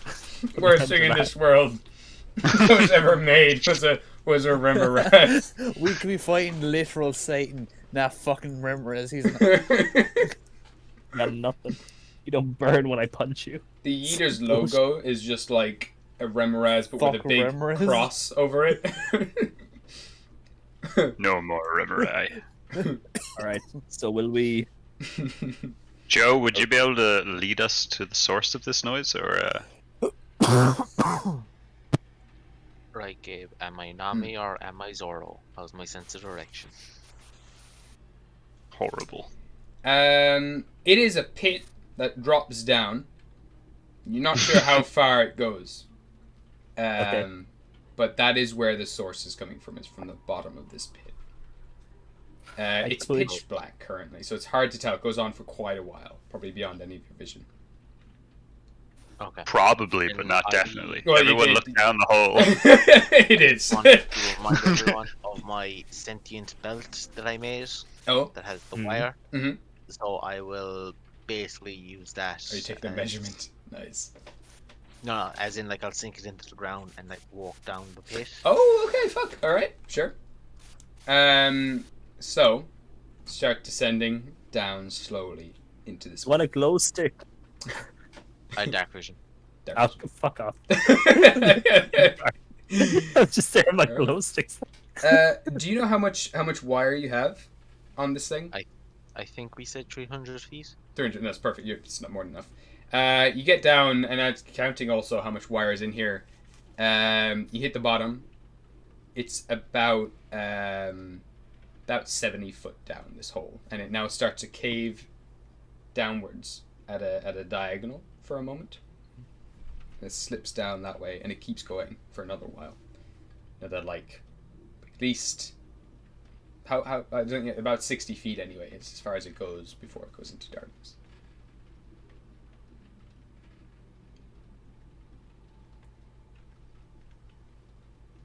So I'll climb back up and tell people. I think. Being down here though now, just to say as well, you there's a lot of heat coming from this tunnel. It's much hotter down here.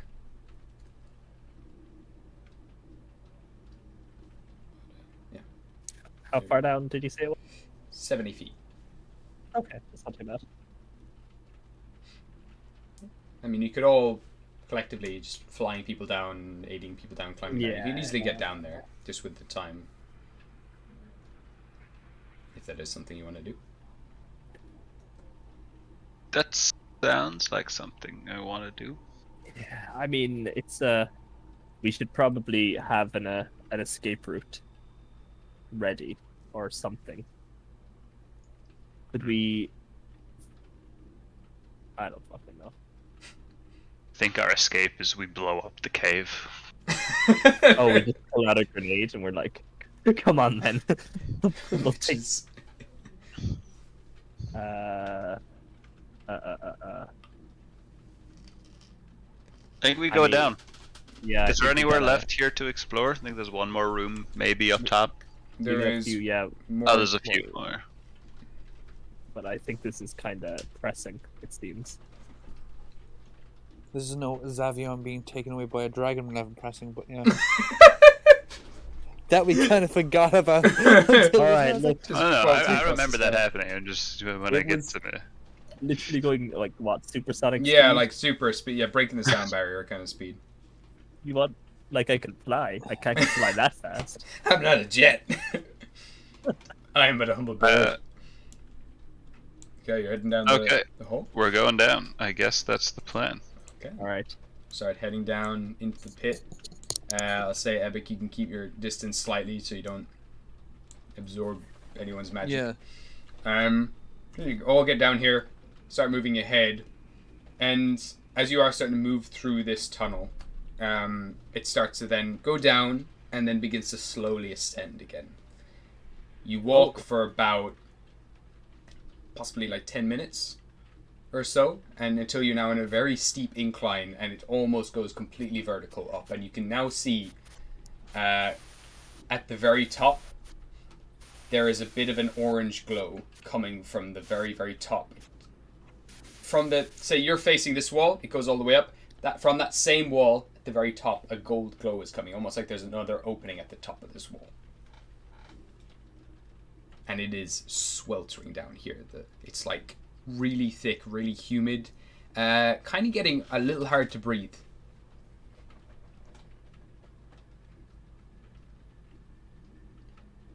Okay. Okay, I was wondering, were you talking to me? I'm just talking to Nisha. It'll be 2 seconds. Sure. Oh, you're good. You're good, man. No problem. You can start to climb the wall if you want to. Yeah, do it. If you do, Are people happy to climb this steep ass wall? if you are, I'll get everyone to give me a marching order. I'll be at the back. You're at the back? Okay, yeah, you're the magic, Ooh. anti-magic stuff. I'll be one Which in could front come of. in real handy right now. It could do. Like, are the rods big enough to like javelin, or are they? I will say they are javelin size, pretty much. That's basically what you javelin got. rods. I'll go right in front of Ebic to catch anyone who Okay. trips. Nice. Let's put that in. It won't be enough to probably like kill a Demogorgon, obviously, but like No, but it'll be enough to spellcasters. maybe stop the ritual. All right. Joe, where do you want to go roughly on in the queue? What I miss? Yeah, you're just getting a let's- marching order as you're starting to ascend this. Just Where would you be? anywhere. I'm old, so like in between. Yeah, two strong Probably burly dudes. Grog helping me down. Yeah. Yeah. Okay. Cool. We're You're back going. up now. Yeah, you're going back up now. It's gone Oh down. wait, what? It's you've gone down. you kind of continue down at an angle, and eventually it started after walking about 10 minutes. You then come to like eventually comes into like a really steep incline that you've been walking for quite a while. Until now, it's just like almost a vertical climb directly up for about 60 feet up, and then at the very top there's like a faint orange glow coming at the top, almost like another entrance, and it's incredibly hot here, like sweltering. I mean, it probably isn't affecting me No, you're good. all that much. Nice and comfortable. Joe, do you want to go first or middle, or where do you want to go? I'll go first. Okay. So you're the first to come across this scene here. Oof. That's a big room. Oh. So you're all coming up this wall currently, and as you do come into this scene, I need to get my tokens. That is not good. Waft of heat hits your face. But I'm gonna say, guys, the room's already on fire. I'm just gonna say, how much worse It is lava. begging for fireballs. I mean, to be fair, anything that lives in here is probably. I was saying it grand. earlier, Carl, that I could just javelin the fuck out of with the demon rods into the spell. We've established the anti-magic stone is about javelin sized, so we can, Excellent. we can just start fucking anti-magicking the entire place. I could also pour the decanter of endless water to basically fill the room with steam. Ooh, cover And our then we're entrance. basically just shooting fish in a barrel. That would be fucking cool. That's a weird glowing blob. Does electricity travel through steam, and how much would we need to just shock everyone to death? Oh, what the fuck is this shit? I don't know. No, it I wouldn't. It don't wouldn't think conduct it. does. Yeah. No, it wouldn't conduct it. I'm checking. I'm sciencing this bitch. If you look Does this at It wouldn't put its alternate or any ionic shit.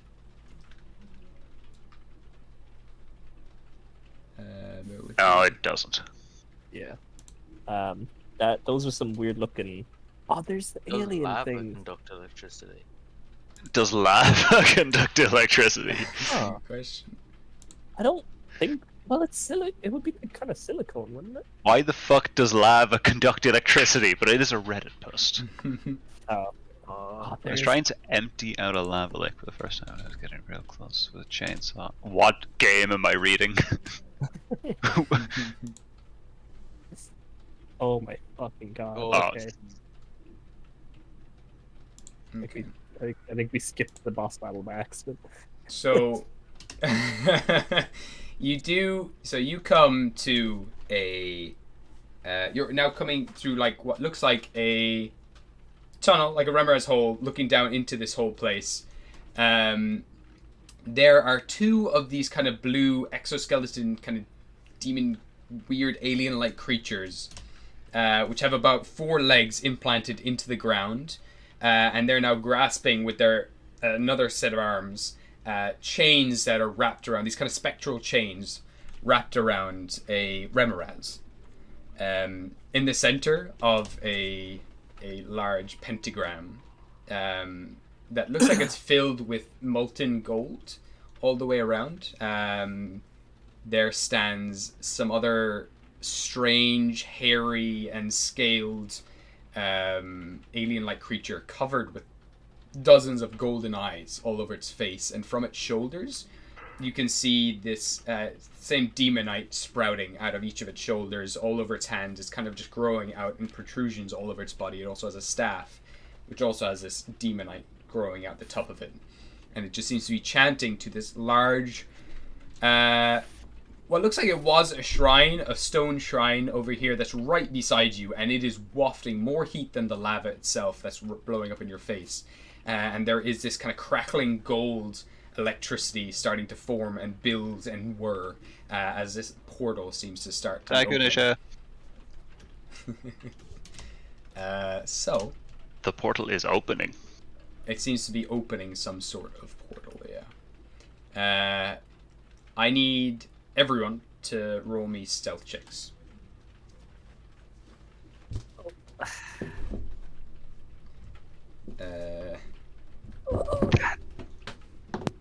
You love this. I'm gonna use my inspiration on that. I rolled from a nat 20 to a 2. Oh no. Alright, so Alright, that's fine. I'll take it. going through everyone, starting with Joe, what did you get?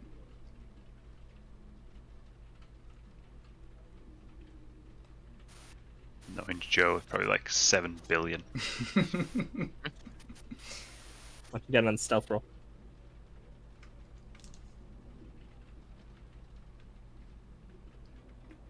We can go to the other end if you want. We can start with Epic. Out of 16. Okay, 14, 16. Diego, what did you get? 13. I got a 2 and a 4 Okay. on my inspiration roll. We've got Cedric, what did you get? A 7. A 7. Alright. Grog, which is +5, gets a 19. And then plus, so it's an 18 for Burr. Oh no, Burr has advantage as well. That's same thing. Oh no, 19. Okay. So add all that up, divided by 6, average of 14.6. And I'm gonna roll this thing's perception check with advantage. And that is a natural 20. So, Joe, you come up. You're all moving incredibly silently this whole time. You don't make any kind of movements. You're kind of dipped into the shadows. But then you watch, with your kind of high perception, you see one of the eyes, the golden eyes, look over towards you, just look in your direction. It points its fingers. And bear with me. This waft of kind of dark smoke shoots out from its fingertips towards all of you. And inside the smoke, you see all these eyes starting to open up inside it as it casts Cloud Kill. Cloud Kill. That's usually when a word has the word kill in it, I'm a little bit worried. It's actually a misnomer. It's just a nice smelling cloud. It actually makes us vastly wealthy and He's actually a really good guy. Welcome to my So drug nothing den. changes for me then. So yeah, this cloud now just shoots down through the entire tunnel that you were all in, spreading to every single corner, filling the entire place. And then starts to turn the sickly yellowy green. All these eyes constantly opening and closing inside of it.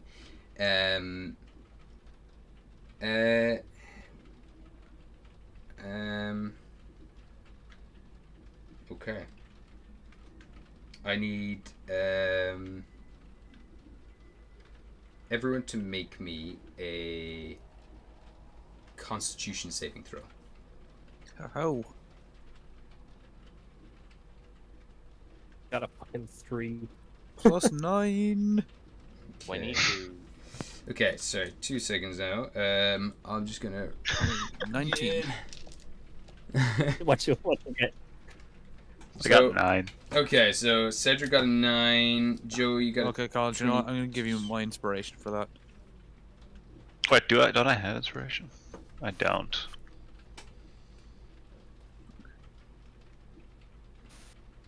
If I can take Moss's inspiration, I got a different number. Okay, yeah, you can. I got a 19. 19, okay. And Diego, what did you get? 3. Oh no. I should have gave it to Diego. I'm just gonna. I should have waited. Okay, Burr is yeah. going down with you, and Grug got a natural 1. Okay, so... right. Do I have any shit? No, not really. Might not be as bad as you think, even though it does Just- have the word kill in it. Can I Is it deflect it? is it a mis- necrotic damage? It is... It's poison damage. Oh fuck! Can I use my Oh. Pookie Quill on it? You can. Beautiful. So, you can use your Pookie Quill as it can start to absorb some of this poison. Grug is also immune to poison. But I'm going to say, because of this specific magical poison and the fact that he rolled a 1, you will take I'm going to give him a quarter of the damage on this. Yeah. Okay, so... I have resistance. Does that do anything? Poison. You'd have advantage on the save, I think, maybe? But it's resistance just gives you half resist- damage. I think dwarves have. Yeah, no, resistance. Resistance does give you half damage to it. I think, though, that you have advantage on Yeah, save. I have resistance poison damage. Okay, well then, there you go. So you take half damage. You take half damage anyway with the roll that you got. But you would you take half of what you're going to take. So, okay, so pretty much everyone except Burr takes the full. So Burr takes the full amount. So Burr takes 28.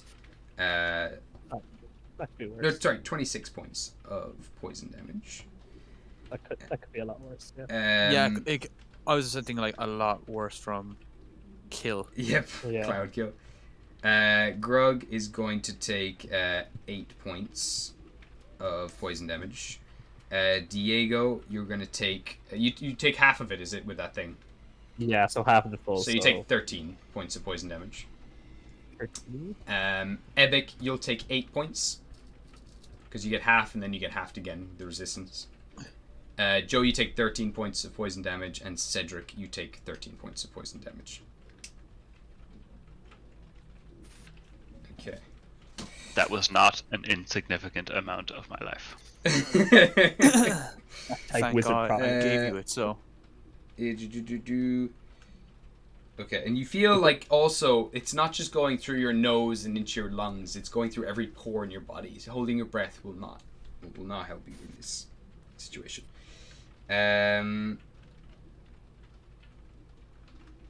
Okay. I'll get everyone to roll initiative. come on, I roll. Okay. I got an 11. 11 for So did I. Cedric. I got a 17. 17. 17 and 19. We've got, okay, let me just fix Grug's health here. He's on 117 health. And Burr is on 39 health. Okay. Grug gets a, nice, 19 as well. And Burr gets a natural 20, so Burr's kind of first in the race. Oh, sure, I need to put all these other monsters in as well. So, I changed the music. okay. Change it to like 80s techno. Nice. I can do. What feels like a boss battle music? The Lord of Cinder, the boss music from Oh, Dark Souls. horrific shout Is out. it, no, the name is King's One. Lord of Cinder fits though because it's fire based. I have Yorm the Giant. Would that help? Fucking love Yorm. Fucking love Yorm. How about we'll try Yorm on for size. We'll see how he goes. He does kind of fit since he's permanently made of fire.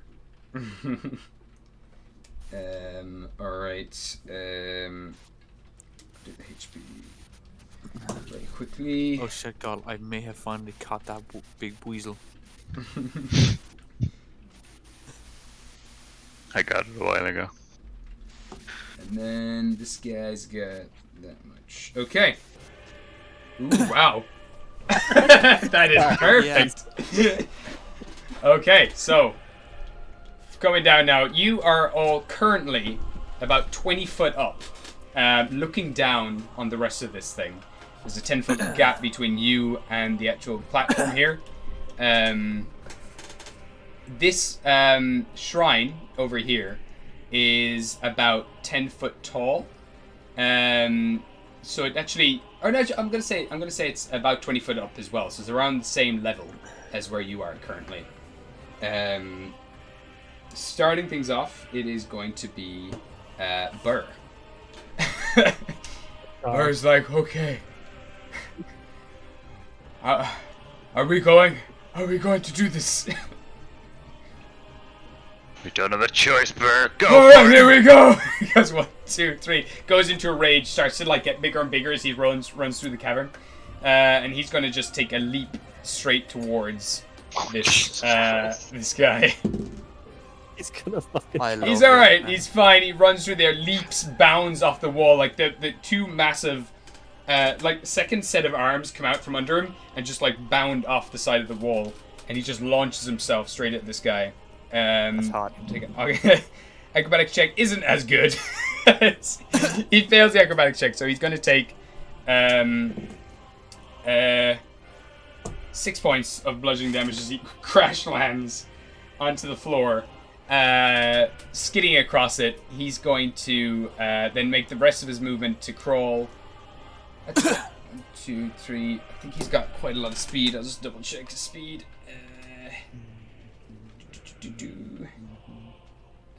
He's got 40 foot speed, so 1, 2, 3, 4. Yeah, he can use the rest to stand up, I'm going to say, and get right in front of this guy's face. And he's going to swing at this guy while raging, as these kind of ancestral guardians sprout from him, and all these other pine wildlings start to spin around him, and he's going to make an attack against this guy. Okay, that is... Wow, that's definitely going to hit. That's 29 to hit. A d12.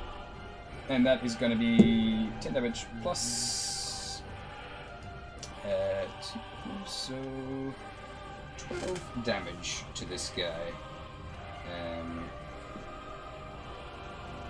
Okay, so he just slashes across him. He's going to slash him one more time with a second attack. And he's also going to use his ranger ability to do an extra attack as well, as the barbs from this blade, or barbs are going to shoot out of this blade into the side of this thing's neck. He's going to hit him a second time, and he's going to attack with the barbs, which will not hit. Okay, so second attack though does with the axe, and that does max damage, does 20 damage to him. Okay. So that's Burr just kind of just hacking into this guy. Spectral Guardians flying all around him. It's now... Joe, what's your dexterity modifier? Or your dexterity score? 14. 14. I'll just double check Grog's, because I think Grog's might be higher. No, he's got 12. So you can go first. Okay. What would you like to do?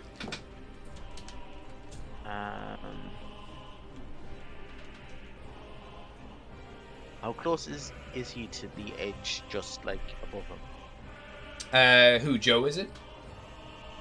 No, the dude in the middle. The dude in the middle, he is, let's say at a diagonal, he's still probably 1, 2, 3, 4, he's still about like 20 feet away from you. Oh, from the edge of the lava?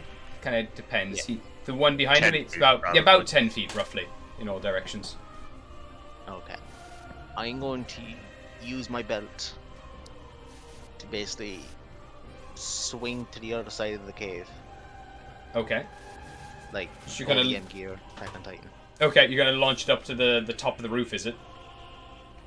To the opposite side of him. Okay, Yeah, cool. above him. Okay, cool. So you're gonna swing over to the other side. You're gonna swing across here. All right. Yeah. And then I will Thorn Whip him. Okay, nice. So give me an attack roll. 17 to hit. Just misses, unfortunately. As he nice. seems to see the attack coming, just dodges slightly to the side. Can I saving face that? Yeah, you can. Bring the whip down, grabs his ankle instead, and pulls him. And I'll pull him 10 feet closer. Okay, so 1, 2. He's gonna make a dexterity saving check to see if he's gonna fall into the lava or not. And it'll be against, I'll say, your spellcasting DC. Okay, so he got an unnatural 20 on that. My save is 17. Okay, so he just manages to hold himself there and turns towards you. Okay. Nearly falls in the lava. He is incredibly close to the lava right now, but even though he is as close as he is, he seems to be not too phased by it. Okay. And for my second attack, I'll do the same. Okay, cool. Give me a second attack against him. 21 to hit. 21 hits. Yeah. And how much damage are you doing each time, actually, as well? 9 the first time, 9 the first and time. 4 that time. Okay, so 13 altogether. Alright. So, second attack, swipe at him, pulls him again into the lava towards you, hits up the wall just down below you. And he's going to fall straight into the lava. First, initially, just kind of standing on it.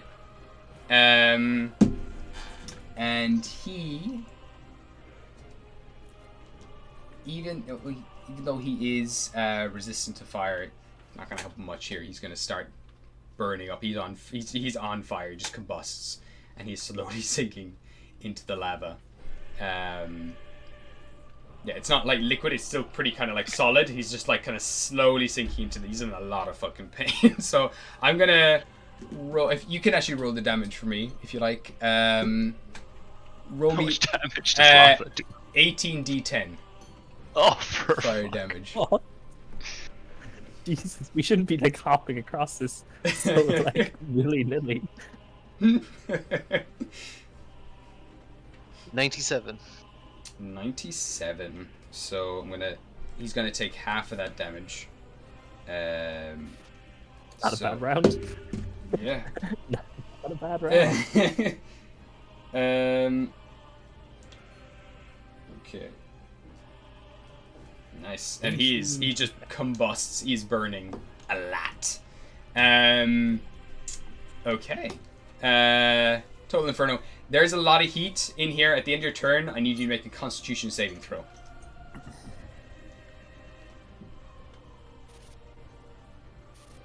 27. 27? Okay, you'll take half damage from the heat.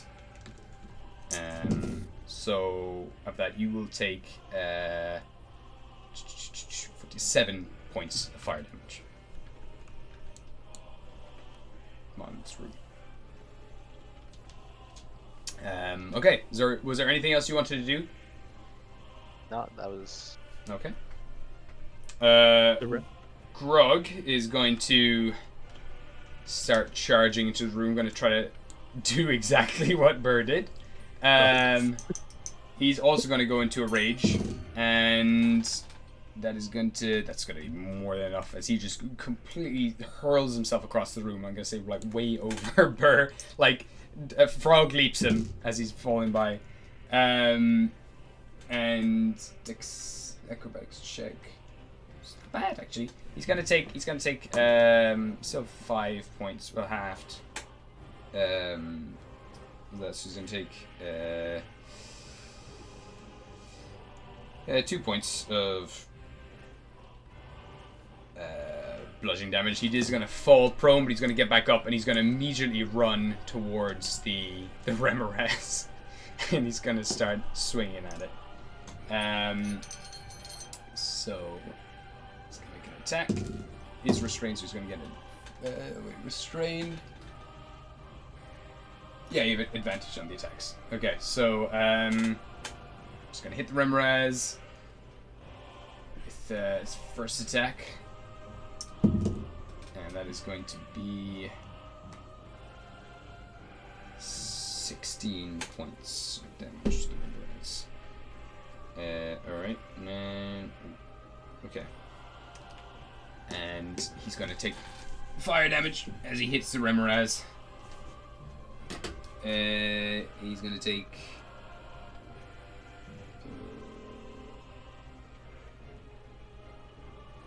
wait, creature that touches takes 10 points of fire damage. Okay, I don't know if he has the fire bam, does he? I don't think he does. I'll tell ya. Okay, I don't think he does. He's gonna go for the second attack anyway. This is gonna hit as well. He's gonna do another 13 points to Ramirez and 10 to himself. He's just wailing on this guy, just tearing into him. And the first one actually does an additional.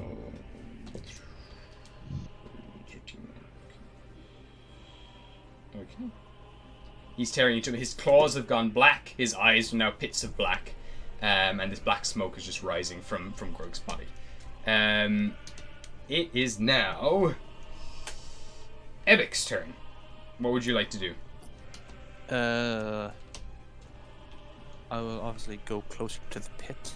Okay, so 1, 2, 3, 4, 5. That's 25 feet to get to the edge. I will rage. Rage, okay. Roll that fucking d20, see what I get. Oh, yeah. I've added a new one in at the moment. Oh, lovely. Yeah.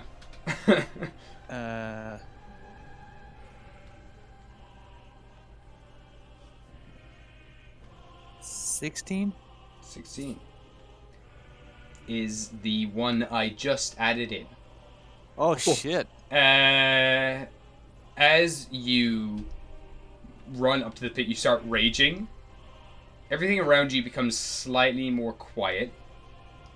And as you run past Cedric, for a brief moment, Rothgil flickers and kind of deactivates and reignites. You pull out your magical sword, your magical weapon, and it no longer has any of the magical properties that it originally had. Boy's got a bitch ass basic sword. Ha ha ha. Give me an intelligence check. Epic. It's gonna be funny. Intelligence. Oh yeah, he's fucking dumb. Yeah, 4. You know what's happening. You just notice your thing is kind of flickering as well. The your magical weapon, but other than that, that's about it. Nothing. I don't think I've ever used my magical weapon's effect. That's fair. Yeah. But yeah, if it had any +1s or anything modifiers, they're gone at the moment. Okay. I'm gonna take out one of the demon things and just hurl it at your man. At the guy over there? Yeah. Oh shit! Yeah, give me an attack roll. Fuck. He's not having a good day. That's what you get for trying to summon a Demogorgon. What would it be? Oh, we should have asked him what it was. Before killing him. Hey, what are you doing? I'll just use my unarmed strike. Okay. Roll, because I don't know what. Oh, javelin is your strength modifier. You'd be trained in it. It'd be just used like using any regular attack that you would typically. Oh, okay. Yeah. Okay. I'll roll with my axe. Yeah, 24. Yeah, that absolutely hits as you. It just pierces through his chest. He falls forwards, and it is going to absorb 8 levels worth of spell slots from him. You say 8? 8 levels worth of spell slots. So Holy starting with his biggest spell slots, going down. So like 2 4s or whatever. Yeah. Yeah, It's probably like 3 7s, maybe a 12 level spell slot. You know. Still insanely good though. 8 levels of spells gone. That's going to happen to him every turn as long as he has that thing inside of him. He has to make the choice of burning in lava or pulling it out. So he no longer has. Actually, can that? Oh, I can just mark that off. Nice. And he's lost 1 use of. Let's see. Where's my 4-sided dice? There it is. Okay, 1, 2, 3. 1 use of his fireball spell. All right. And you can also add roll a d6 for damage and add your rage bonus and all that kind of stuff for the javelin. A D. Yeah. Say this is bludgeoning damage, magical bludgeoning damage, or anti-magical bludgeoning damage. So. You can add your strength and your rage modifier. Okay. 8. 8. Okay. Yeah. Funny. Oh, I know how much health he's on. Shit. And I'm gonna try to yeet myself across. Okay, give me an athletics check.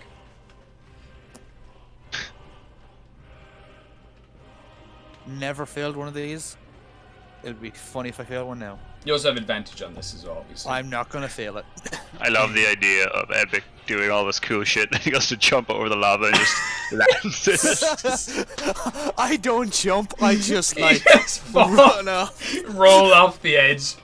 I got a 26. 26 is loads. You kind of fly through the air. You kind of just Bird kind of reached out his hand, high fives you as you kind of just fly over his head.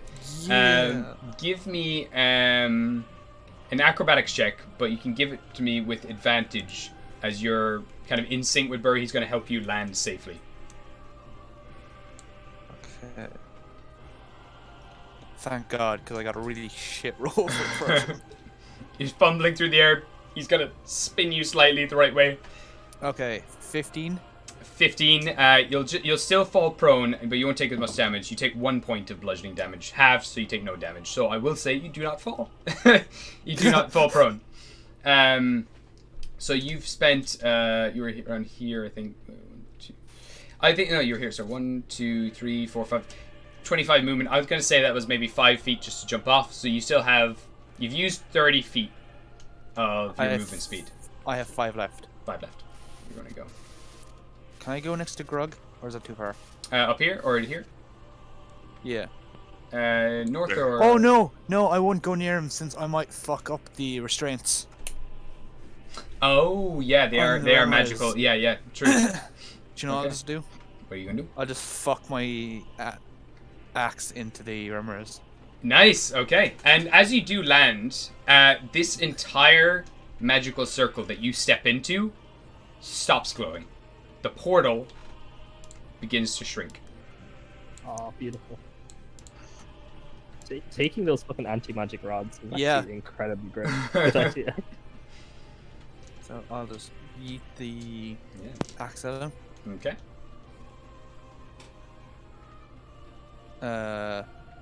9 to hit. Yeah, I got a natural 1. Oh man, Ooh. you throw the axe, and the axe. It's a hand axe, is it? It's the giant's. No, axe. it's the big giant's. You start to spin with the axe, and you launch it. And okay, 1, 2, 3, 4, 5, 6, 7, 8. 1, 2. The axe flies over here into the lava. No. And is. Just use a sword. Sure, it's not an axe, but I'm gonna. The axe is currently just skids across, kind of like bounces like a skimming stone across the lava, and is now just slowly starting to be consumed by it. It isn't destroyed yet because it is a magical weapon, but it is becoming damaged, and it's starting to glow. It's no longer magical currently. But as soon as it leaves the radius that you are in, it is magical again. It does become magical as it hits the lava, luckily. But it is starting to heat up and is starting to sink into the lava. Okay. Did not go so well. You spent a little too much. Launch your weapon into the lava. The initial thing was cool. Initial thing was there? yeah. Good intentions. It's like running on too much adrenaline there. Like things were going too well for you and you just got to your head. All right. Now, some of these things get to make a move. The Remoraz is going to try and bite Grog. Does that have disadvantage on his checks? Text. Yeah, it does, but regardless, it misses him anyway with that roll. Remoraz, that's his turn. It's gonna... Yeah, it's just gonna bite at him. Realize the restraints are on, and now it's probably gonna spend its next turn trying to break out. Next guy over here is going to, seeing everything going on, he's gonna release his restraints on the Remoraz and is going to start scampering over to... see. Actually, it's going to run up the wall and it is going to attack your zipline, Joe. Oh. So, does a It's metal object is the armor, so I know, you know what? Because it's connected to you, I'm going to say it's your own armor class. So it is going to be a for the first roll a 14 to hit. I assume that doesn't get you. Okay, I don't think it does. So I'm gonna. They do get 2 more attacks as they're just going to start snipping at this wire as you're kind of dodging side to side with it. Next one is a 27 to hit.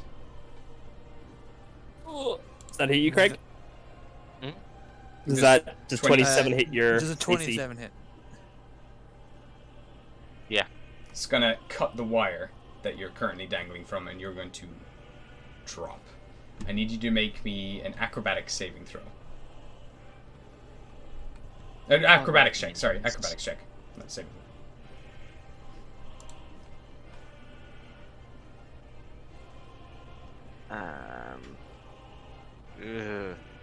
9. You go straight down. Flash of genius up to a 14. You kind of clip off the. You kind of do an Anakin with it, where you kind of like aim for the edge, but only half your body hits the edge. You take. I'm gonna say you take 5 points of bludgeoning damage as you hit and slap the lava, but you will be taking some fire damage as well. That's not enough. Oh no. I will say because only half your body is on the lava, you'll take half the damage here. But Can I roll for it? I've just rolled. But I mean, if you want to, you can. But I will go with your roll. so Oh no.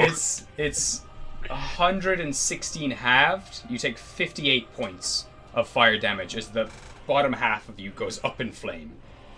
And now the pair of you. So I had 58 exactly left, Oh shit.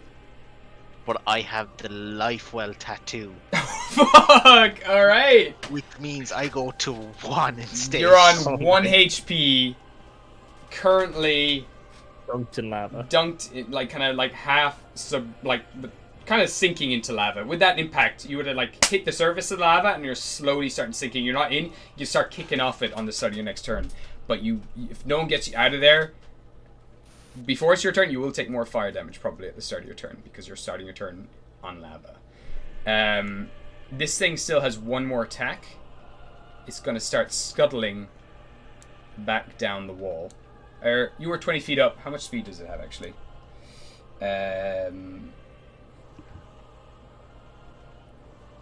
the speed? No, it starts going down. It's crawling down the wall. Gets about 10 feet down the wall, coming down towards you. That's its turn. Fuck.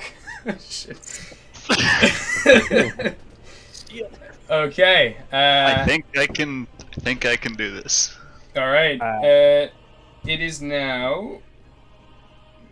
It's gonna be this thing's turn first. Gonna roll. See which one it's gonna hit here out of all of you. So I'm going to say 1, 2, 3, 4. It's a 4. It's going to go straight for the man made of wood. Starts scuttling around, leaps up on its hind legs, and it's going to make some attacks. It's going to first bite.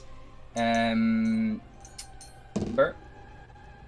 That is not going to hit Burr. I'll just double check Burr's armor. I don't think it will, but...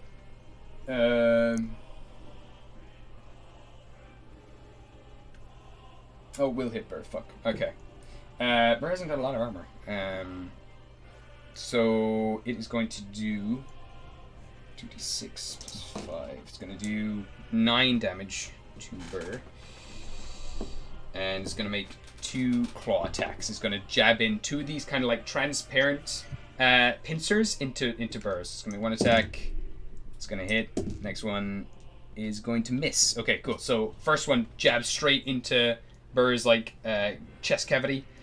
And it's going to do 9 plus 4, 5. So it's 14 damage to him. Okay. He is on 7 health. And he's going to make a Constitution saving throw. Fuck. Alright. That is a natural 1. Oh no. Burr. That's not good. That is not good. Laying eggs, motherfucker. Can someone flash of inspiration or some shit? Like at 15. So 7 health. I can either... No, I'll help Craig. Craig needs help more than I think I got Craig. I think it's my turn next anyway. So yeah, this thing it puts its claw inside of Burr, and you just watch as all of Burr's bark. It's just a pulse runs through Burr, and all these kind of blue cracks run through his bark, kind of glowing blue cracks, and all his wood turns blue, like a hue of blue. He just kind of coughs up a bunch of fireflies that kind of fall dead out of his mouth, and that is that creature's turn. Next up, aced. Yeah, fuck. It was going really well there for a second. I was like, shit, you guys are taking this guy out. Nice. We can recover. Diego and Cedric, because you both rolled the same initiative, first, you can go at the same time if you want. If you want to synchronize anything, you can do that too. But if you prefer not to, what I was gonna do is run forward, Misty Step as a bonus action over to Craig, and then cast a Wall of Force, putting a dome around us. In the lava. No, it would separate the lava. If I put it around so that it goes like through Craig and through the creature, I can push Craig in and push them out. Nice, yeah. So Craig would be out of the lava, and all the creatures wouldn't be able to get into the. But then, me and him are functionally useless from that point on because can you not nothing can go through the dome for 10 minutes. Literally nothing. Oh my god. Okay. No. I was just gonna fly over there and grab him and just drag him out. No, God, like that dome thing would be a lot handier. For like the actual big Gremorous. Right? I can do it 3-4 times. Can you dispel it on command or anything, or you're just stuck in it? The thing is as well, but it is concentration, so you can't cast multiple of them. But you can't do a Misty Step and a. No, like Misty Step is just a thing. You can just do it. Bonus action, yeah. It's a bonus action. Well, if I just break concentration on the Wall of Force, it'll go away. Well, Misty Step is a spell, actually. Yes. So you couldn't cast 2 spells in the same turn. Unfortunately, because Misty Step isn't like a cantrip. That is a good point. But if you wanted to pair up Diego... Oh, no, sorry. I can use my staff to cast it. Oh, okay, cool. Well, there you go. Okay, cool. So you can do that. You can use the staff. You can do that for sure. That's an option. One thing with Wall of Force, like things can't pass out of it, but you can use things like, say, Charm Person through that force. You can use things that don't like shoot a direct beam or an attack. Yes. You can do things like that. I still say save spell slots for big one. Yeah, I can just Okay. I can just grab. We do have the actual Remorest to deal with right there. Fuck yeah, it's gonna be fun. Okay, will we go with my? Go first. Yeah, go Alright, ahead. grand. How far away am I? 5, 10, 15, 20, 25, 30, 35, 50, 55, 60. I'm the exact amount of movement I have. To get right over to him? Yes. So I am Wow, going. it's the first time I've seen you have to use all your movement as well. Shit. Well, that's. I could use my bonus action, but you know. Oh, yeah. I can just use- yeah. So Diego's just gonna sprint along the walls. Do you want to be over the torch, or do you want to be over the pillars, or over the lava? Yeah, we'll be over the pillars, I guess. And I can reach Joe from there. You can reach him. You can try to pull him. It would be an action to pull him off of the lava. That's fine. Okay, well in that case I will rage, and so I just, as I'm running out of the tunnel, I'm just like sprinting along on all fours. Nice. And then I'll just fucking pull him out of the lava. Cool. Nice. Just run over, yank him out. Can you get my sword as well? I was gonna get your sword first, but I figure. No, yeah, getting Joe is the right call. All right, you yank him out. I'm gonna say, Obviously. Joe, with the armor that you have, it does have just an immediate cooling system that it doesn't just go red hot like instantaneously. It is a magical armor, so it just immediately all these kind of steam and gases release out of your armor, just cooling it down instantly, so you don't continue to take fire damage. I like it. Picasso on that. Nice. All right, so you pull him out. You have a bonus action left if you want to use it, but I don't know what you want to use it for. Oh, actually, yeah. Well, I have no movement left, so. And I use my bonus action to rage, so it's. Oh, okay, so that is everything. Okay. Yeah. All right. So that is Diego. You're now surrounded by Remrez, one of these blue alienoids crawling down the thing, and Then the lava. burning man. I'm just gonna fucking scream at the Remoraz. Nice. The two of you just like face to face screaming at each other. He's no longer shackled by chains. Okay. Cedric, what would you like to do? That's a good question. Get my sword. Oh, Diego, I need to make a Constitution saving throw actually at the end of your turn for the heat, and I forgot to get yourself Epic as well to make one because it's so hot down here. I got a nat 1. Okay. But I still with have. The ring, does the ring kind of like counteract it since it's so cold? Oh, you're immune to cold damage, Okay. but you're. Concept. I'll say you can roll with advantage on this with the concept. I mean, I'll say if you want, you can roll with advantage, Diego, as well with the heat-proof stuff that you have. Oh, I mean that gives me resistance anyway, so would it make sense to roll for advantage and like have resistance? I would say yeah. I would just All right. yeah, because more of an But area just- effect. Just so I don't get a nat 1. Instead, I get 9. 9. Okay, well, so you'll still take you half the damage, so you take 6 points of fire damage. And what did Epic get? I got a 24. 24. You take half as well, so you'll take 6 points of fire damage as well. From being around so close to the lava. Okay, Cedric, Yes. what would you like to do?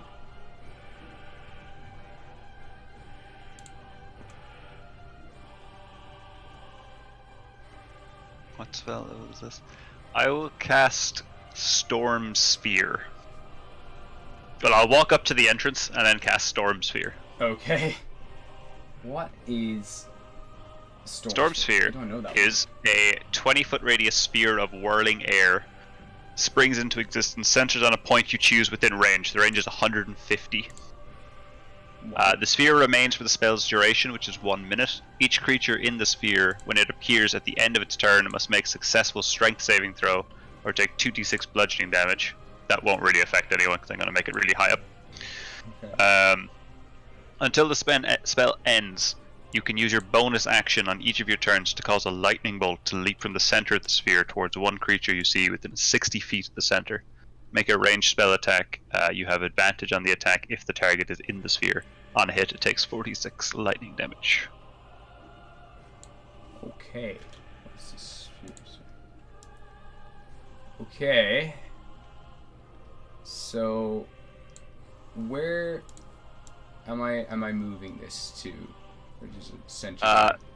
Centered around everyone, but high enough that no one's in it. Okay, cool. Just because I don't want people taking bludgeoning damage. Sure. And then I will just use my bonus action to attack the one attacking burr. Okay. With what are you attacking? Stormsphere. With Stormsphere. Yeah. Okay, cool. Gotcha. Okay, so 15 to hit. You beat it. Hits it. 14 damage. Okay. 14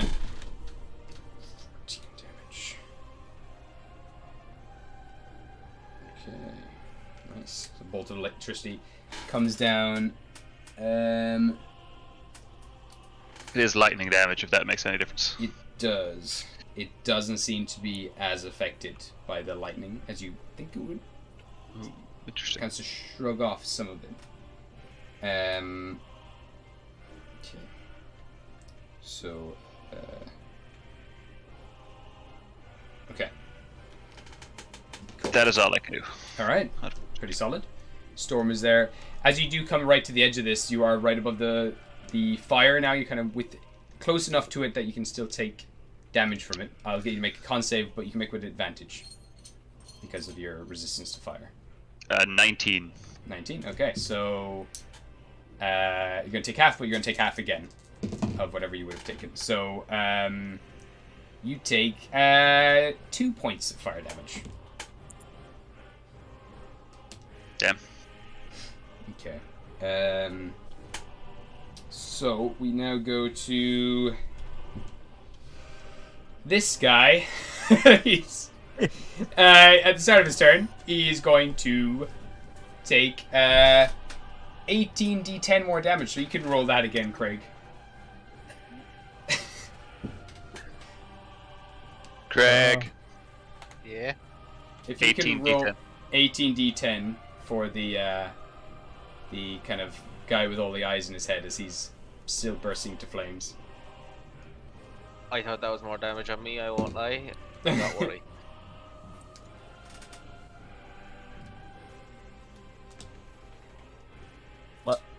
What you get, sir? 96. 96, okay. 2. So he takes 48 damage again.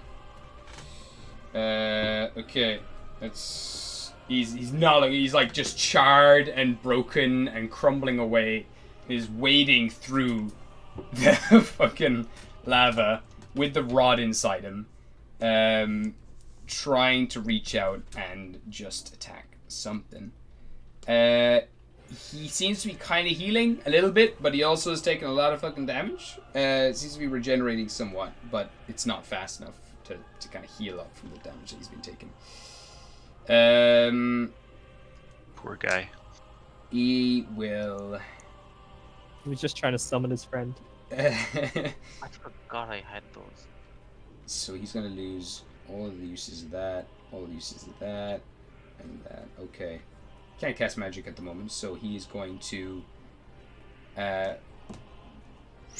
crawl onto this area here by the like he's bracing himself on the brazier, and he's going to start trying to make some attacks on yourself, Diego. So first one he's going to attack against you, so he's going to try to bite you. You see his head kind of just rip open, like just a seam comes like in the center of his face, folds back, and you see rows of teeth then try to open and close down on top of you. That's a 24 to hit. It's a good hit. It's a good hit. Nice. That's a solid hit. So that is 12 points of piercing damage. Half, because I'm raging. And then 7 points of necrotic damage. See if you can sap the life out of you. Ow. He's going to come up with one of his kind of taloned hands and just slice your chest. It's a natural 1. I'm going to say with the momentum, you kind of just like flick him the other way. You're going to spin around and fall again towards the lava. He's going to make an acrobatics check. No, what I can do is I can redirect his attack Oh fuck! because I'm a monk. So I'll just hop over him as he slashes towards me, and I'll go for the Remoraz. Nice. Okay, so you swap places. He falls into the Remoraz, strikes Remoraz instead, and so it automatically does this. He's gonna call the Remoraz. So that is 13 points of slashing damage to the Remoraz, plus an additional 6 necrotic, so 19 altogether to the Remoraz. Okay, and he is going to take 10 more fire damage from hitting the Remoraz.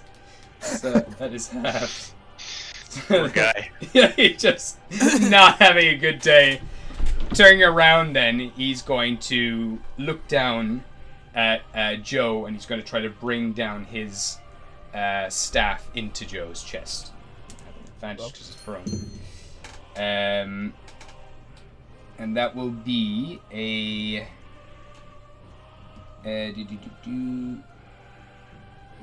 Oh, plus 9, so... That is a 16. Does 16 hit you, Craig? Nope. No. Okay. So just you just deflect it with your armor. Okay. That's his turn. Top of the round, then we go to Burr, who's looking not very good at all. He's having a really rough time. Just not having jolly time at all. But he's gonna keep fighting because that's what he do best. He's gonna at least try to take this guy down with him. So he will start smacking this guy. So he's gonna one attack. It's definitely gonna hit. Second attack. That will hit. Okay. And he's also gonna make his ranger attack. It's also gonna hit. So,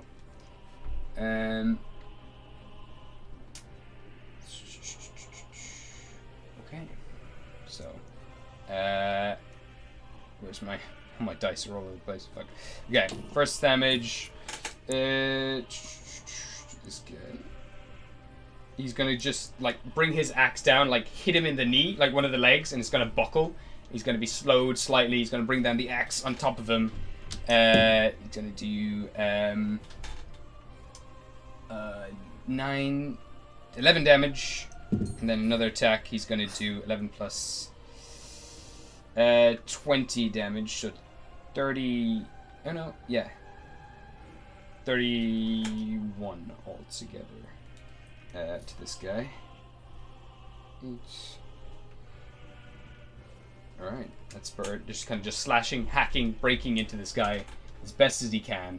But he's coughing and spluttering, and he's kind of flickering in and out with this kind of blue glow that's trying to take him over and rot him. Okay. That is Bird's turn. Go to Joe next. What would you like to do? You are 1 hit point. Currently prone. There's no real point in me going anywhere because they all get attack opportunities. That's true. Do you have a Misty Step or anything? No. Rough. So I'm gonna do what Joe does best. Okay. And I'm just gonna slap my massive balls on the table in front of him and see how they do. Okay. Oh. So, yeah. while remaining prone, I would like to cast Thunder Wave 18 feet above me and slightly over so I don't catch the lads in it. And drop the roof on them. Okay. So,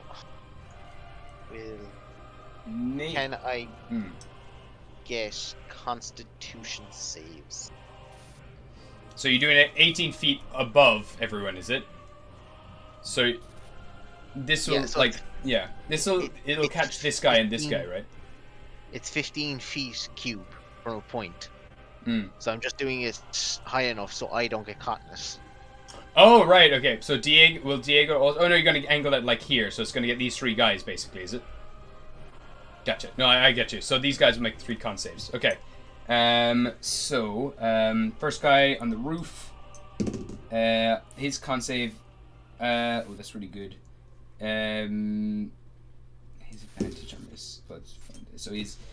it's a 19 for this blue guy. The Remoraz definitely fails. It's a 10 for the Remoraz. And then this guy over here, it's not great. It's a 14 for this guy. No. Okay. So the 2 that fail take full. Okay. The guy that passed, which is this guy. It was a 17 to pass it, so. Okay. And it takes half, and the 2 that failed are pushed 10 feet away from me. Okay, so by he the spell. flies over Grog, just stumbles through him. Grog's just going to assist. He's going to like bounce him into the air. So he's going to go and I'm going to just roll for Grog, see how far he throws him. Yeah, I was going to say, he just tosses him right over here, right to the edge. He's going to make an acrobatic saving throw. It's going to fucking fall into the lava. Just like flies, Grog hits him, flies him through the air, and he just tumbles through the air. And just collapses into the lava. Remraz flies back, smashes into this pillar, smacks against the wall. This guy is okay. How much damage did they take? 20 thunder damage. Wow. So that would bring that guy over here down to 6. And as soon as he hits this lava for like 3rd time taking damage from this thing, he just turns to ash. He just absolutely disintegrates. His staff flies through the air and lands just here in front of him, but he's gone. The Remoraz takes a lot of damage as well, crashes into the side of the wall. And this thing takes half, so mark that down. Will say, because you cast Thunderwave inside this cave, I'm going to roll to see if the integrity holds. That's a really high number. So yeah, a few things start to crumble down and break. Cave itself does not start collapsing inwards at the moment, but is real loose. It's threatening to come down. Several 100 feet of rock and rubble above you. Okay. Is there anything else Joe would like to do? This guy currently is out of range as well. He can take an opportunity attack against you if you do want to get out of the way and move somewhere else. Okay, yeah. I like get over so that the 3 are in between me and the other dude that's beside Burr. So the 3 are in between. Sorry, you're going down and over then. Over to the left, is it? Right. To the right. Okay, so here? Yeah. Okay. Is that okay? Okay, so you back up against there, brace yourself against the brazier. At this time as well, this thing is now completely closed. The portal just fizzles out completely.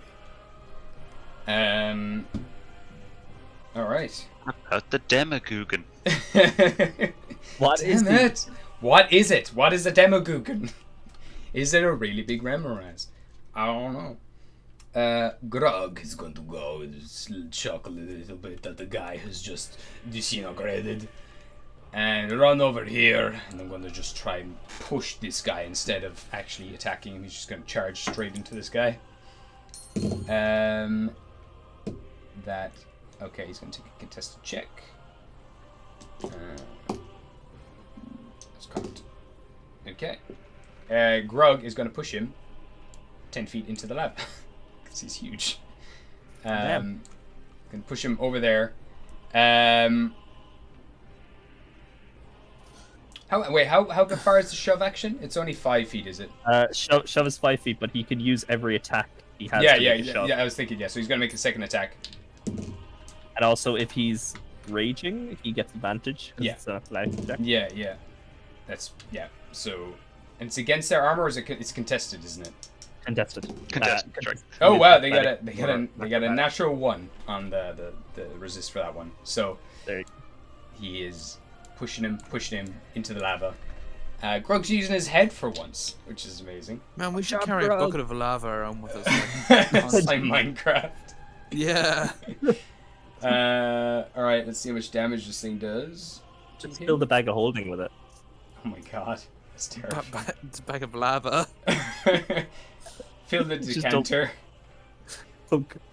Okay, that's 120 fire damage that it takes. Halved, because it is resistant, so it takes 60 points of fire damage. Why are all these bastards resistant? They are from a place where there's just elements flying all over the place constantly. They're resistant to a lot of things. Yeah, he's burning up. You see a lot of his parts of his body still start to melt into the lava. And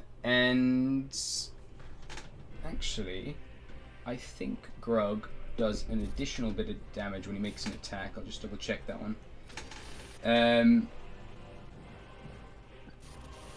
Let's see here. You make an additional attack, which no, that's a spur. Grug. Let's see here, because very curious if he could have actually done a bit more damage. Oh no, it's the first weapon attack every round. Okay, no mind. Okay, that's Grug. We then go to Epic. What would you like to do? Do you know what I'm gonna do? What are you gonna do? Cone of Cold the Remorers. Oh fuck! Shit, alright. It's one weakness. It's perfectly lined up as well. It's just been knocked into place by Joe. Fucking beautiful combo. Okay. I actually don't have Cone of Cold spell. Oh, I'll Google it. You do with the ring. Yeah, but I don't know what the damage Oh, is. right, okay. So I have it. You got it? Okay. The 60-foot cone. It is con save, and it does. What level do you cast it at? You cast it at 5th because it's only a 5th level spell. I think it does 8d8 damage. I think you could probably angle it as well. You could probably get the two of these in here if you wanted. Yeah, but It's a 60-foot cone, so almost definitely you can. Yeah. Huge blast of ice. So they make con saves. Yep. I'm gonna look up the ring again. What the DC for the ring is? I think it's 17 for the ring. Okay, that's way higher than my DC. I'll just double check. It's a god in his ring, though, to be fair. That is true. A god of ice. Just double check. Kind of like Green Lantern, but with ice. Yeah. pretty much, yeah. Okay, here it is. Yeah, so the Ring of Winter. Okay. Can't be detected with magic.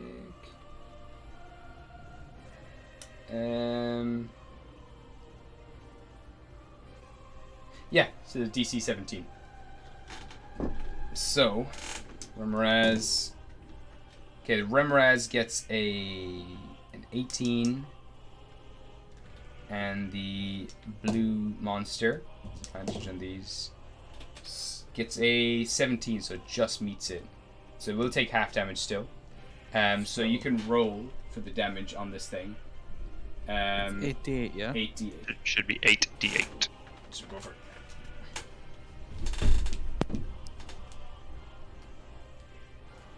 Uh, 32. Okay. 16. 16, okay. Okay.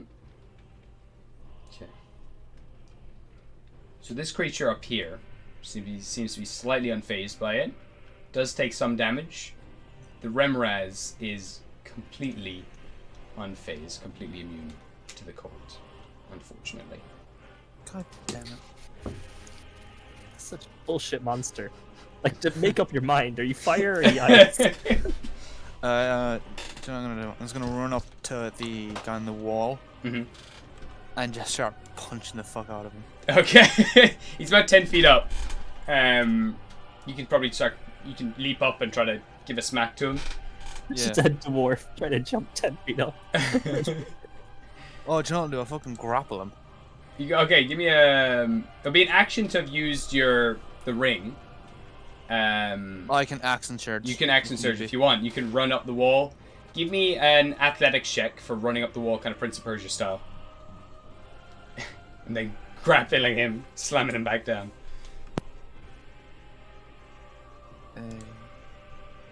15. Yeah, it's no problem. So give me the contested athletics check. I will say this has all turned to stone. The lava. I got a 22 on my other athletics check. Okay, fuck, it's gonna make its contested check. Yeah, no, it's fuck all. Okay, that's an 11. So you grapple him, throw him down. Like, do you want to grab onto him or do you want to like pull him off the wall? Pull him off the wall. Okay. So you can start slamming him down onto the wall in front of you, into the pillars, like kind of wrestling style. Run up, grab him, throw him down. Just powerbomb him off, powerbomb off the ground. Smash him, he breaks through the pillar. He's gonna take two bludgeoning damage as he crashes down from the 10 feet. And you have him pinned now, or you have him grappled. Cool. Nice. Okay. If you want, you can, because you can use your extra attack as well for this. So I think you'd still punch him if you want while you're grappling. Yeah, I can start. I can use my tavern brawler thing just to like whack him. Yeah, go for it. Oh, because your axe is in the lava. 19. And 19 hits. You start beating this guy to a pulp. Nice. Okay. Getting a 7. Okay, 7 damage. Like, I'm not going into the fucking lava. That will kill me. Yeah, but your axe is in the lava, so you just have to beat the shit out of him. You just bam, bam, bam, like wrecking this guy. You see him like slowly try to heal from the damage he took, but you just smash your fist into his head again, just like smash. Hulk thing from Avengers, where he's just slamming him off. Smacking him again, like side to side, smack him against the wall, smack him onto the floor. All right, solid turn. So epic. We then go to the Remoraz.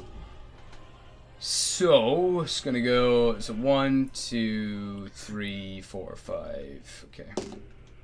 It's actually gonna go for anything. So it's gonna go 1, 2, 3, 4, 5, 6, 7. So that'll be 8.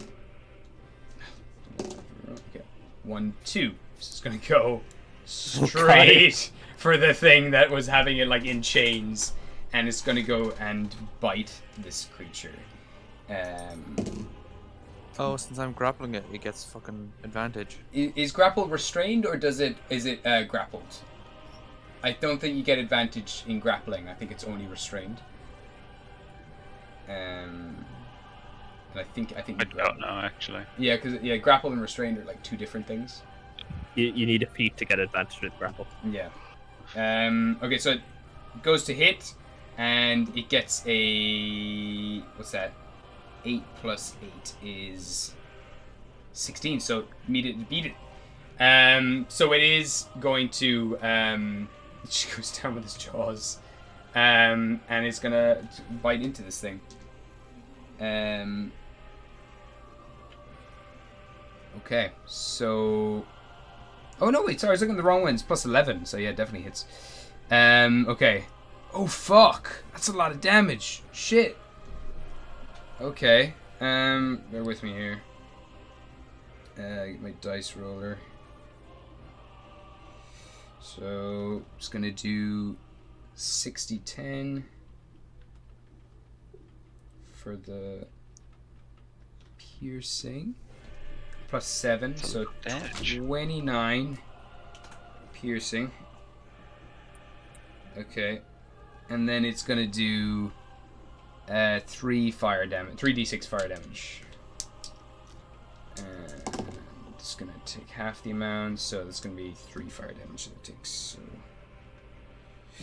Okay, and they have also got it grappled.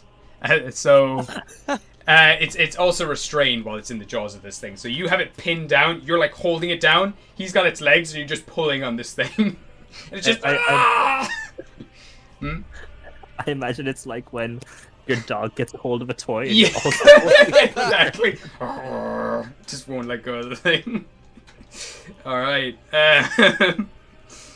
Okay, so this is Ramirez's turn.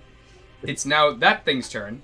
What the fuck does it do? It's got you've got its arms. It's got its legs. It's gonna try to break out of one of your things. It's gonna try to free its arms from you. So if you can give me another contested check to try to see if it can break out. Yeah, athletics, yeah. Yeah. It's a pretty good roll. 17.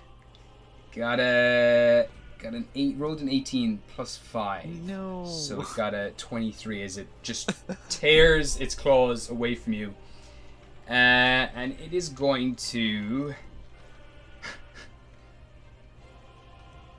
It's going to take a. It's going to just roll the dice and see who it attacks, because you are both very equal threats right now. One of them has it bitten. You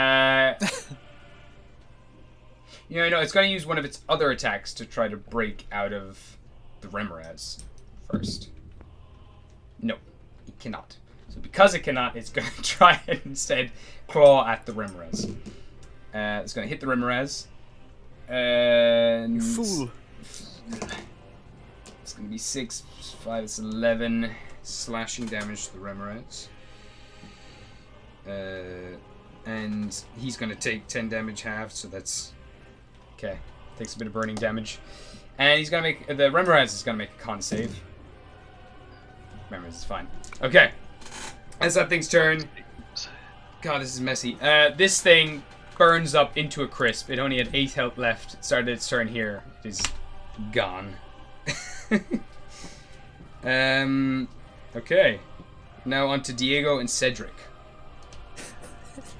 Please get my sword. The sword is about half buried now in the lava. Yeah. Can I... Would it be like, what, an action or a bonus action to pull it? It'd probably be an action at this stage because it's so deep. It'd have to be like a sleight of hand check to see if you can safely grab this thing. Yeah. That's not great. All I'm going to do is Misty Step to Burr and give him a potion of healing. Okay. Yeah, I mean, I guess I don't have fucking great sleight of hand, though. That's actually alright. Okay, grand. I will use a... It's an action. Yeah, I'll use a bonus action to disengage. Okay. So that the fucker doesn't attack me. Sure. And I'll try grab this fucking probably red hot axe. Yeah, give me a sleight of hand check for this.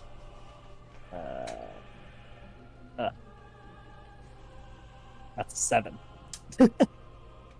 Can't grab a hold of it in any way. You kind of keep going in, trying to grab it. You do take you do take 4 points of fire damage as you touch it, and it slips out of your hand, drops back into the lava. You had it for a second. Hot. It's too fucking hot. It's too hot. You could try to make a second attack, or you could say if you want, they could be your attacks to try to grab it. Or yeah, one with each hand. Where's the side of hand?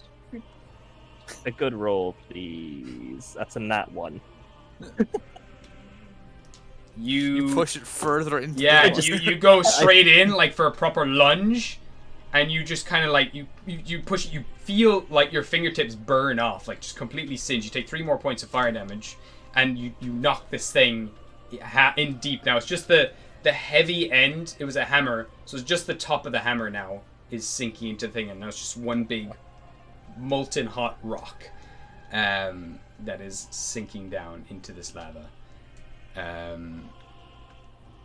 I'll turn to Epic and just shrug. You tried. My hands. On fire. Give me a Constitution saving throw because you're really close to the lava as well. And I got a 12, so my tail just catches fire as well as I shrug. And you take 10 more points of fire damage. Fuck me, I like die over here. You die floating above the lava. It's not good. Yeah, it's just this lump now, just slowly sinking into the lava. If there's anything else you'd like to do if you want, let me know. Oh, that's it. That's all my shit. I have movement, but Yeah. Do you want to move anywhere, or? I'll move kind of down 2 and across left 2, I guess. Down 2, across left 2. Here. Yep. Cool. All right. Damn. Okay. Sad times. So Cedric, you're going down to Burr? Yeah, I'll Misty step down and then just hand him a potion. Hand him the potion. Like I say, you feed him the potion. Kind of starts gulping it back. And kind of his expression kind of tightens a little bit as it's not helping. I still feel awful. And you watch as it kind of goes through his kind of like skeletal like figure made of branches and stuff. The blue kind of glow seems to burn away the healing potion and just disperses.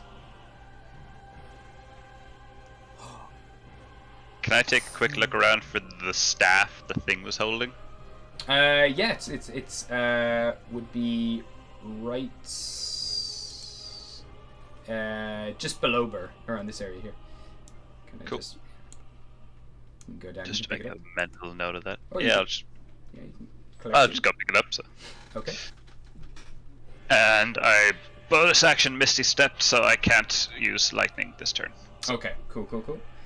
I can put you back where you were as well. It's kind of a safe-ish spot away from the fire. The lava.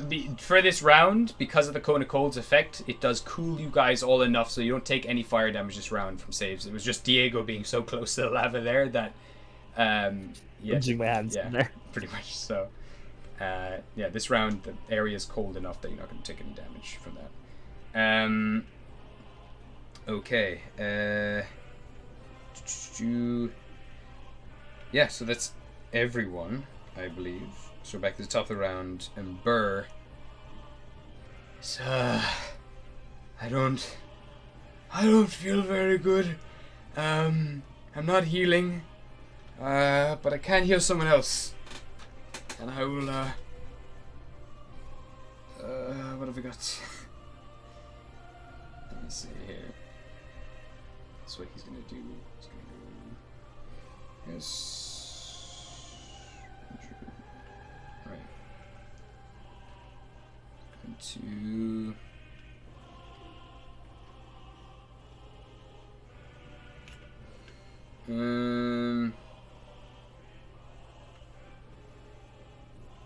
Yeah. He's gonna bring down his axe onto the ground, and a single kind of spectral green owl is going to come out through the top of the staff. He's going to cast Healing Spirit. So when a creature you can see ooze into the spirit space, it's a 5 feet cube. Diego, he's going to put it on you. Or no, Joe, you're on 1 health, so he's going to do it on you. Bard. Sure. It's gonna be a floating nest. He said we'll go with that. So whenever creature, all right. So Joe, you regain 4 hit points. Yeah.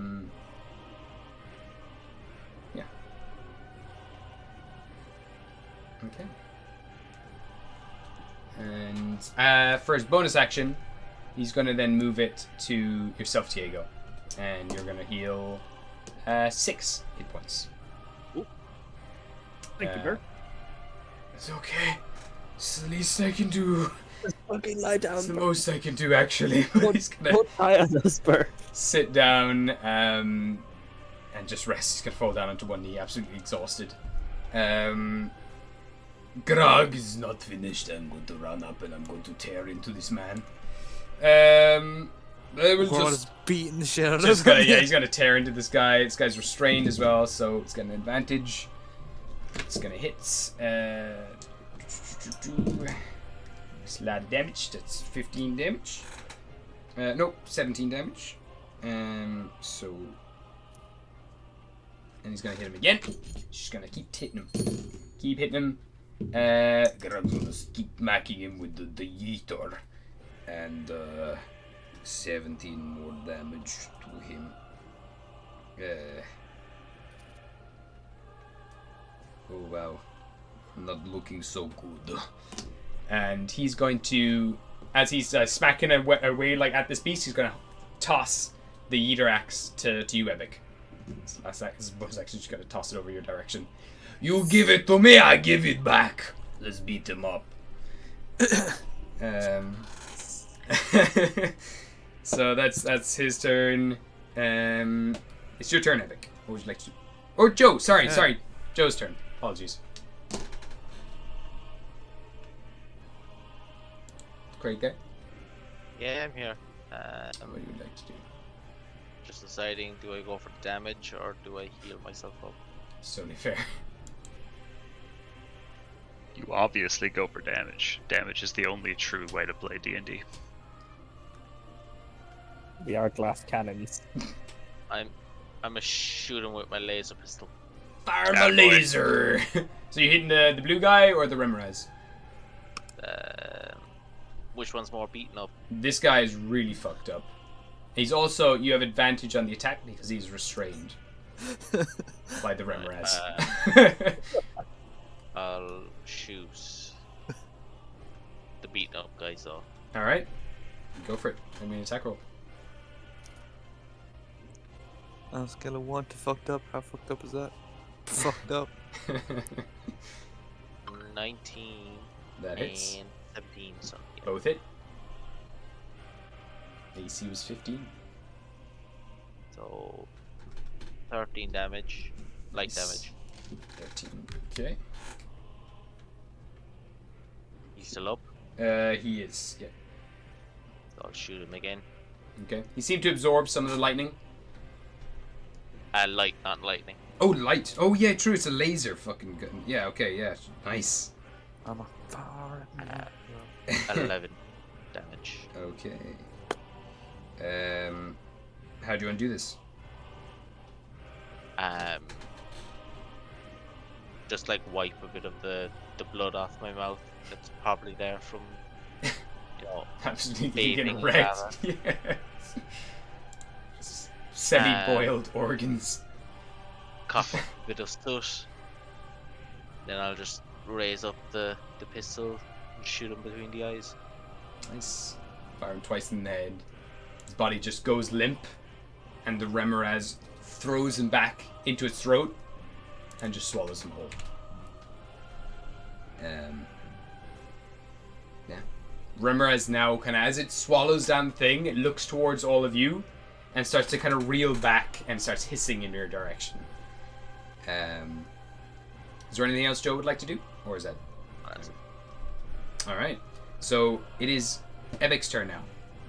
This Remorez is kind of like reeling back, hissing in your direction. Knows that it's kind of outnumbered. And doesn't seem I was to going want to take the Yeeter after so long and just go to fucking town. Nice. You're like, there should be just some, like, I don't know, Blue Sky, like Mr. Blue Sky music should just start playing. Okay, give me some attack rolls. 23. 23 hits.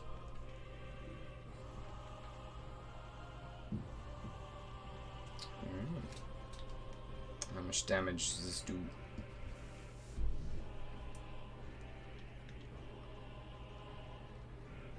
Uh, 10.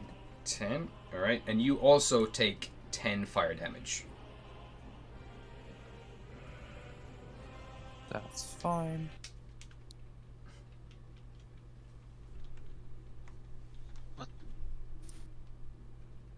Such a hard cut there with the music. Yeah, I was wondering. I love it. Yeah, sure. Try to take us down, Twitch!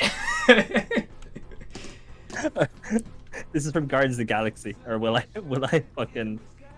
It might be okay for like a little while, but I don't know if Twitch will cancel. 24. Still pretty fun. 24 hits? I'm enjoying it. I'm happy. There are people watching Avatar on stream, dude. You're Yeah, no, I think it'd be okay. And we're talking over it, so it should be fine. Yeah.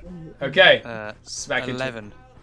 11 damage. Okay, you take 10 more as you do just like cleave into it. Alright. Yeah, he's looking really rough, but his blood spurting all over you. It's burning you pretty hard as well. But yeah, Remrez is now just not looking happy. Looking really sad, in fact. Just blood pouring from all these wounds all over its body. Anything else you want to do for your turn? Once I can bonus action something. Okay.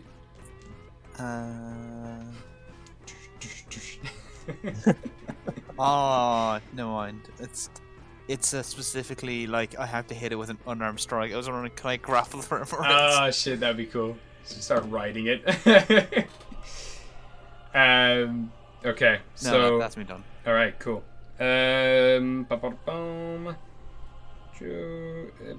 Just went. So now the Remraz is actually just going to start reeling back, hissing, and going to start running away. Start crawling up along the walls. As it leaves, you can make an opportunity attack if you want.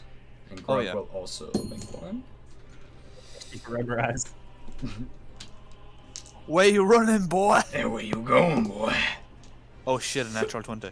Nice! Yeah, go for it. Go do the damage. Go did some poison damage to it as well. A lot of fucking poison damage. A lot of damage. 13 damage. 13 damage. Nice. What do the Yeeters do again, actually? So I think it's +2 weapon at this stage as well. Yeah. It's a plus nothing weapon because you have zap. Oh, the magic true. Yeah, that's true. No, this is the Yeeter. Is, I think it is. You know. Wait, I don't think it. I feel like it'd be more like an invention because it is like a switchblade axe. It'd be kind of running more on fuel than magic, possibly. But Isn't it like magic actually? Yeah. Eldritch magic from fucking? Yeah, no. It probably be magical at this stage, so it probably doesn't give the bonuses while you're wielding it. Braces of heating. What do they do again? So Grug also does 10, 14, 16. Okay, no one. 16, 19, 21, 24 damage. Okay. This thing is like really looking so like beat up, like bleeding all over the place, and it's just gonna scuttle along the walls, trying to get away from everyone. But that's as far as it's gonna get. Kind of aiming, like heading for this hole over here. Okay, that's his turn. Back to Diego and Cedric. Can I?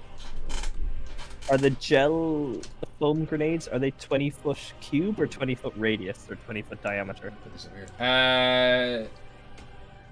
I think it would be a 20-foot cube. Okay. Can I chuck that against the wall on top of the hammer in the lava? Oh, yeah. So you're gonna put it like just over it, basically? Is that what you're doing? Yeah, I mean a 20-foot cube.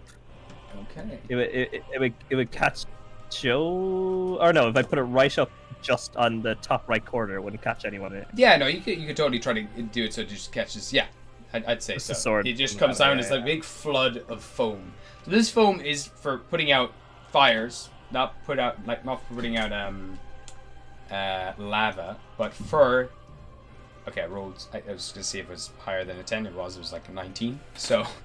With this, you see as all of it just floods down around the whole hammer, it cools another portion of this this lava here, and this is all it's completely chilled,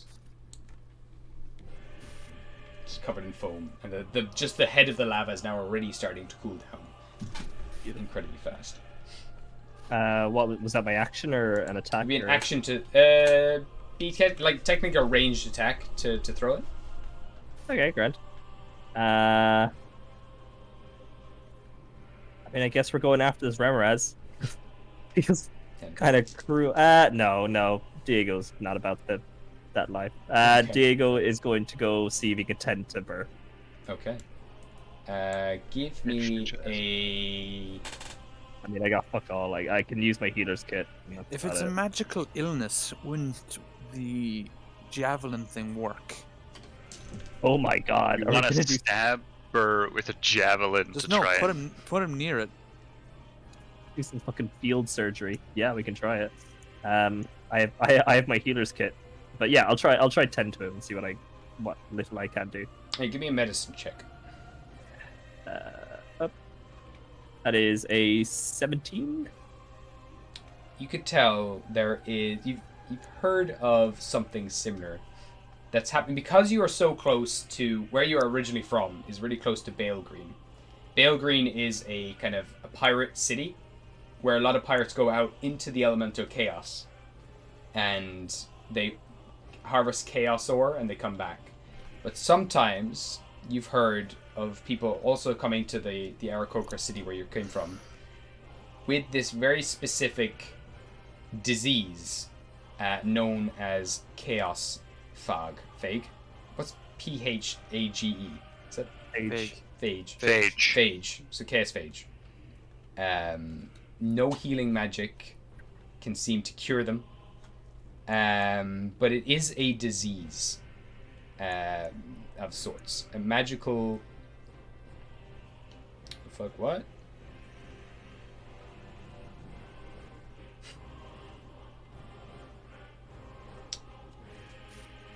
There is apparently... With the 17 that you got, there's only been one person who has recovered from this disease. There are stories about them. They're this wandering, armless pirate who sails the seas on a spectral shark. But That sounds amazing.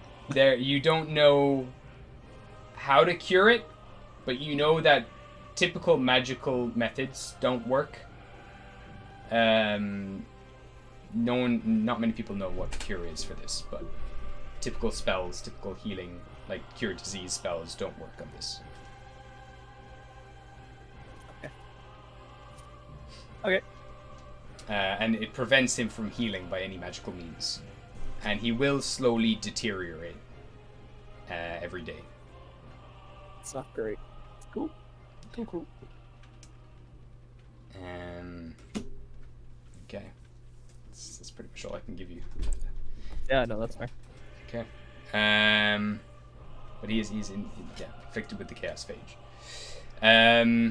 Okay. Cedric, is there anything you want to do?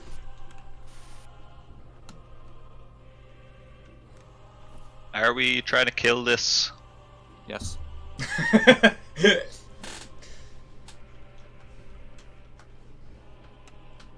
I will... Does this class as a monster? It is classed as a huge monstrosity. Damn. I think Hold Monstrosity is a different spell. I think, yeah, would count as monster. Yeah. Sorry, I see what you mean. Yeah. No, because I gave out to Moss about this one time in our campaign. No. It was Tame Beast, and it was Monstrosity, and Tame Monster is a different thing. Yeah, no, Hold Monster is, it's kind of for anything, I think. I will attempt to cast Hold Monster. Yeah, you can definitely cast Hold Monster on this thing. Wisdom save, please. Alright. Oh, they're not those. Oh, that's +0. Okay, let's see. They rolled a 7. They are currently paralyzed. Oh, fuck. Right. They fall into the lava. They are immune to fire damage, but they are slowly sinking into the lava. Paralyzed. Shit. Tragic. How long does that last? It just lasts... Duration up to 1 minute, but they can make a wisdom save on each of their turns, at the end of each of their turns, Okay. to try and break out. I'm gonna say it just does start taking damage while in here. Say it takes a quarter of it. Even though it is immune to fire, it's still Suffocation damage. Yeah. Alright. So... As a bonus action, is it within 30 feet of the center of the storm? It's just outside of the storm, actually. Oh, it or is. actually, I can put it, yeah, I can say it's... Maybe it can be on the edge. This is concentration, so it breaks my storm. Oh, okay. Cool. So storm is... gone. Okay. It takes 25 points of fire damage. And it is just you watch as it's kind of all of the exoskeleton starts to like melt into this thing and becomes like a puddle. Like the lower half of its face, that is the kind of one half of its face that's just kind of sinking into this thing is just starting to melt away. Its eyeball is melting, like its tentacles, everything. It's just a slow death. It can't move, and it's just experiencing itself sinking as just can't. Not a single part of its body is reacting. It's completely still.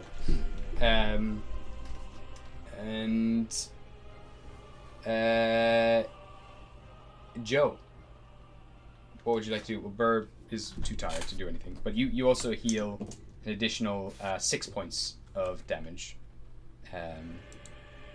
Joe. And because you're going to start your turn there, you're going to heal 2 more points, and then the spell is going to go. Disperse. So 8 altogether.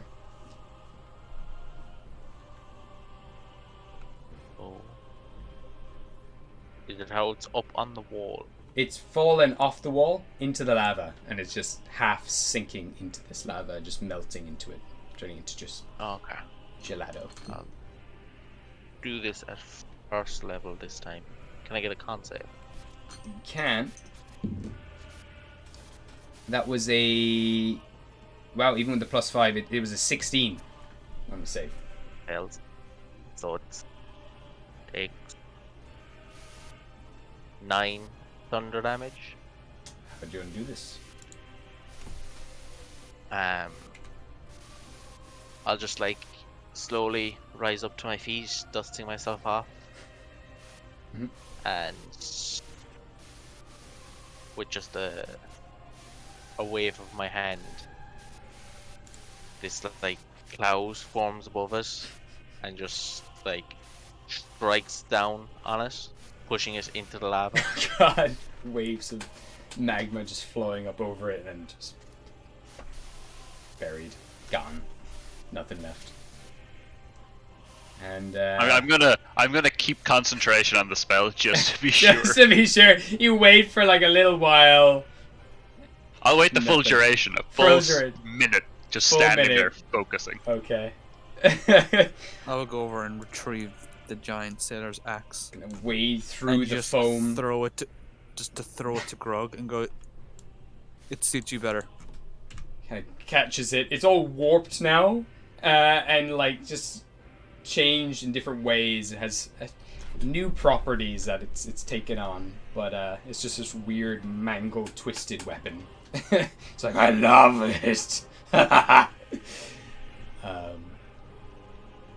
And for the sake of it as well, not to punish you any further, I can say you can hold the concentration while in the safety of the cool tunnel over here. As all you wait for a little while, and then there's nothing. The spell disperses, nothing rises up, everything is being destroyed, and you've successfully stopped the Demiguggen from being spawned. Goddamn Demiguggens. And we'll leave it for... I was going to give Burr one of the javelin things to see if that...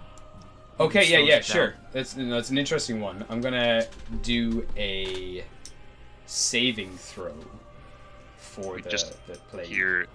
Do we hear do do do do do do do do do? I think so. I think after that, for sure. We did it. We're officially the good guys. It rolled a 2 on say the plague rotting away. Burn, you as you do bring the rod into him, I'm gonna say you kind of bring it close to him, and this thing starts to battle against it, like trying to place a magnet against another one, like pressing it against his chest. Eventually, the blue kind of recedes, but along with that, the fireflies and all of Burr's levels in Ranger disappear and are replaced with something else. Ooh. Gonna put a note here.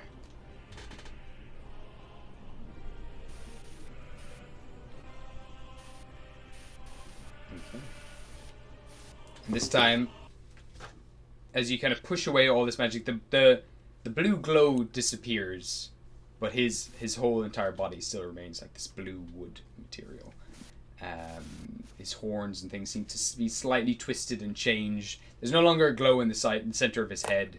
He's just like this. He almost looks like he's made out of like fossilized blue stone. Oh, petrified wood. Petrified, yeah. Petrified wood, yeah. That's what it looks like now. Kind of cold, different, but still Burr. Still missing an eye as well. But, yeah.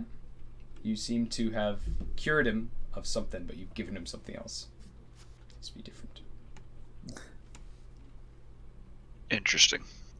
Say that rod is now being absorbed into him. Okay. Dissolves into his body. And so you can mark down, you have 6 rods left in the bag. Okay. These seem very handy. They're pretty dope. So, because it's quite late, I think we can leave it there. Yeah. But there is one more room left. And we didn't even use the nerve gas. I'm quite proud of us for not doing that. Oh, not yet, not yet. We will definitely. I know, yeah, we're definitely using it, but like we haven't. There's a full town of people upstairs. That's, you know, I mean. It's just to be gas people. I didn't say that. I didn't say They're that. You elves, said not that. people. Oh my god. Jesus. Amazing. All right. Beautiful. That was a hardcore battle. Holy shit. Yeah. That was definitely the closest Craig's come to death in a while. Yeah. Except when he got eaten by another one. Two has been activated. Oh yeah. No, just for future reference, you also have to tell me when it's dawn, because that's when that refreshes. Oh, okay. Oh, it refreshes? Yeah, it's a very expensive tattoo, but it basically gives you sturdy. Oh no, I thought it was one and done. No. It does recharge. You know the amount I spent on all of your equipment in Star Platinum that time? Yeah, I know. It's...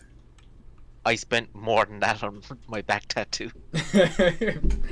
Really high end. Okay. Back tattoo. Just for flavor as well. I want to flavor it that until it refreshes at dawn, that I just have like a knot in my back. Oh fuck! Shit. I just can't sit comfortable. I'm like, just constantly trying to fix, twist. God, sounds awful. I must reread the Warlock thing that you sent in a while ago. Oh yeah. Nice. Oh, that's exciting. Yep. Cool. And we have a perfect way to flavor it in now. Yeah, absolutely. Yeah. Oh my god, that's gonna be so much fun. Yeah. Does that mean you're going to be like multiclassed into fighter, barbarian, and warlock? Yep. It's pretty cool. Oh, did we gain a level? Yeah. We do. You can all level up now. So next game you can be level 11. Joe get? I don't think you get anything at level 11. Multi-class. Oh yeah.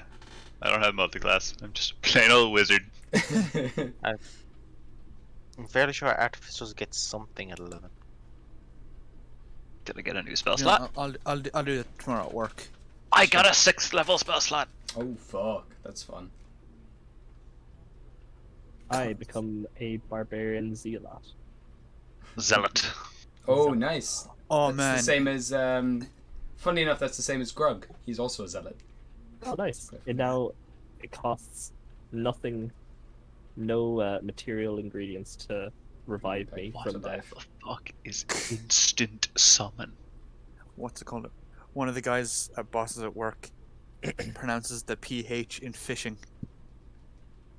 So he goes fishing. It's really weird. Okay. Fishing. For like email phishing. Oh, right, yeah. But he pronounces the PH and it sounds really weird. And every time he said it, I'm like, it's fishing. Even in the video that he said directly after that, it says fishing. Like 4 times. Right, so at level 11, I get spell storing item. Oh, nice. Oh shit, that's cool. Oh, that's Fireball. Really nice. So you can like give people spells that they can cast. Yeah, and they can use it a number of times equal to twice my intelligence modifier. What? Which is currently 5. Holy fuck. And shit. what level spell can you put into it? Burst per second. Oh, wow. I mean, that's still pretty good. That's pretty insane. That's still really good, yeah. Like That's What do I have in my Mage first armor. levels? Magic Missile would be the- kind of useful. Guaranteed hits. like toss They use my spellcasting ability modifier. Oh wow, which is insane. toss a cure wounds or something in there, or like Oh, that's a good one. Yeah. Second level cure wounds. anything. Cure wounds at second It's level. a medikit. And That's how Oh, long there's does so it many last? cool sounding spells. until it's been used up, or if I use the feature on a different item. Gotcha. Makes sense. That's really good. That's really nice. I'm stuck between a spell called Soul Cage Oh my god, that works. and a spell called Otto's Irresistible Dance. Oh my god, that's such a great title. I mean, Soul Cage makes a lot of sense from the runes that you just discovered. Yeah, it does actually. I kind of have to do that one, don't I? What? No, not at all. No, I definitely do. You cast Oh, I can do 2 spells. Oh, nice. I can do both. because Totally it go. dies. So good. Create homunculus. Nice. Saw that too. That seems interesting. Create Undead seems pretty. Pretty solid. This spell casts at the moment of death of a humanoid within range. Traps the I got an creature's soul. extra. Yeah, it's and you can ask it Yeah. whatever Oh, questions, has to answer them Oh. truthfully, and yeah, It's kind of fucked. it is kind of fucked. David's used that a few times on someone to like just question them. He's kind of turning into like a bit of a Pokemon trainer. Like he kills the creature and then like absorbs its soul as it's dying. He's like, haha, now I have your soul. Answer these questions for me. Yeah. So he was doing what I was doing, except he's actually Bringing them to like 1 HP. not just like pinning them in and keep rolling animal handling. yeah. Will. Love me, goddammit! Love me! Why are you doing this to me? You just need to start like a farm Oh, at some point. God, I there's have to disintegrate. increase my fucking. Can you force a class? Oh, that seems like a lot of fun. What, 'Cause I can't go warlocks. I don't have the charisma for it. If you go into Oh, you can totally go into. I'm fine with anything like that. Yeah. No, but it's just like on D&D Beyond. If you go into Oh, I see. I see. Builder? Oh yeah, there's Gotcha. some thing that you just have to take that removes Mm. pre-requirements for a class. yeah, it's in there somewhere. I think it's Oh, multi-cla- yeah, multi-class multi-class requirements. Yeah, that is. Um, So you can I do whatever took- you want. A spell called Tenseer's Transformation. That's a really fun one. That's how Yeah. you're gonna turn into the Chad. That's how you're Yeah. gonna become Mega Wizard. I have a concept of these wizards that exist in Gostar, who they're just a bunch of the wizard who ponders the orb, but they're all like really jacked because they have like these runes all over them that allow them to constantly be under the effects of Tensor's transformation. So these are like jacked wizards who play basketball with an orb, and they just start like bashing off each other, and there's like shockwaves coming off them as they play basketball. For you guys, it's effectively I become enraged. You gain 50 temp hit points, advantage on attack rolls. Oh my god. When I hit, I do 2d12 extra damage. I'm proficient with all armors. I gain proficiency in strength and constitution, and I can attack twice every turn. But I can't cast any spells. It's just barbarian, the spell. Yep.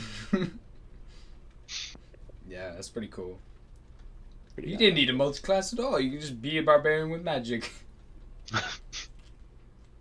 I might see if I can get a healing spell, though. I have nothing for healing. I'm very aggro.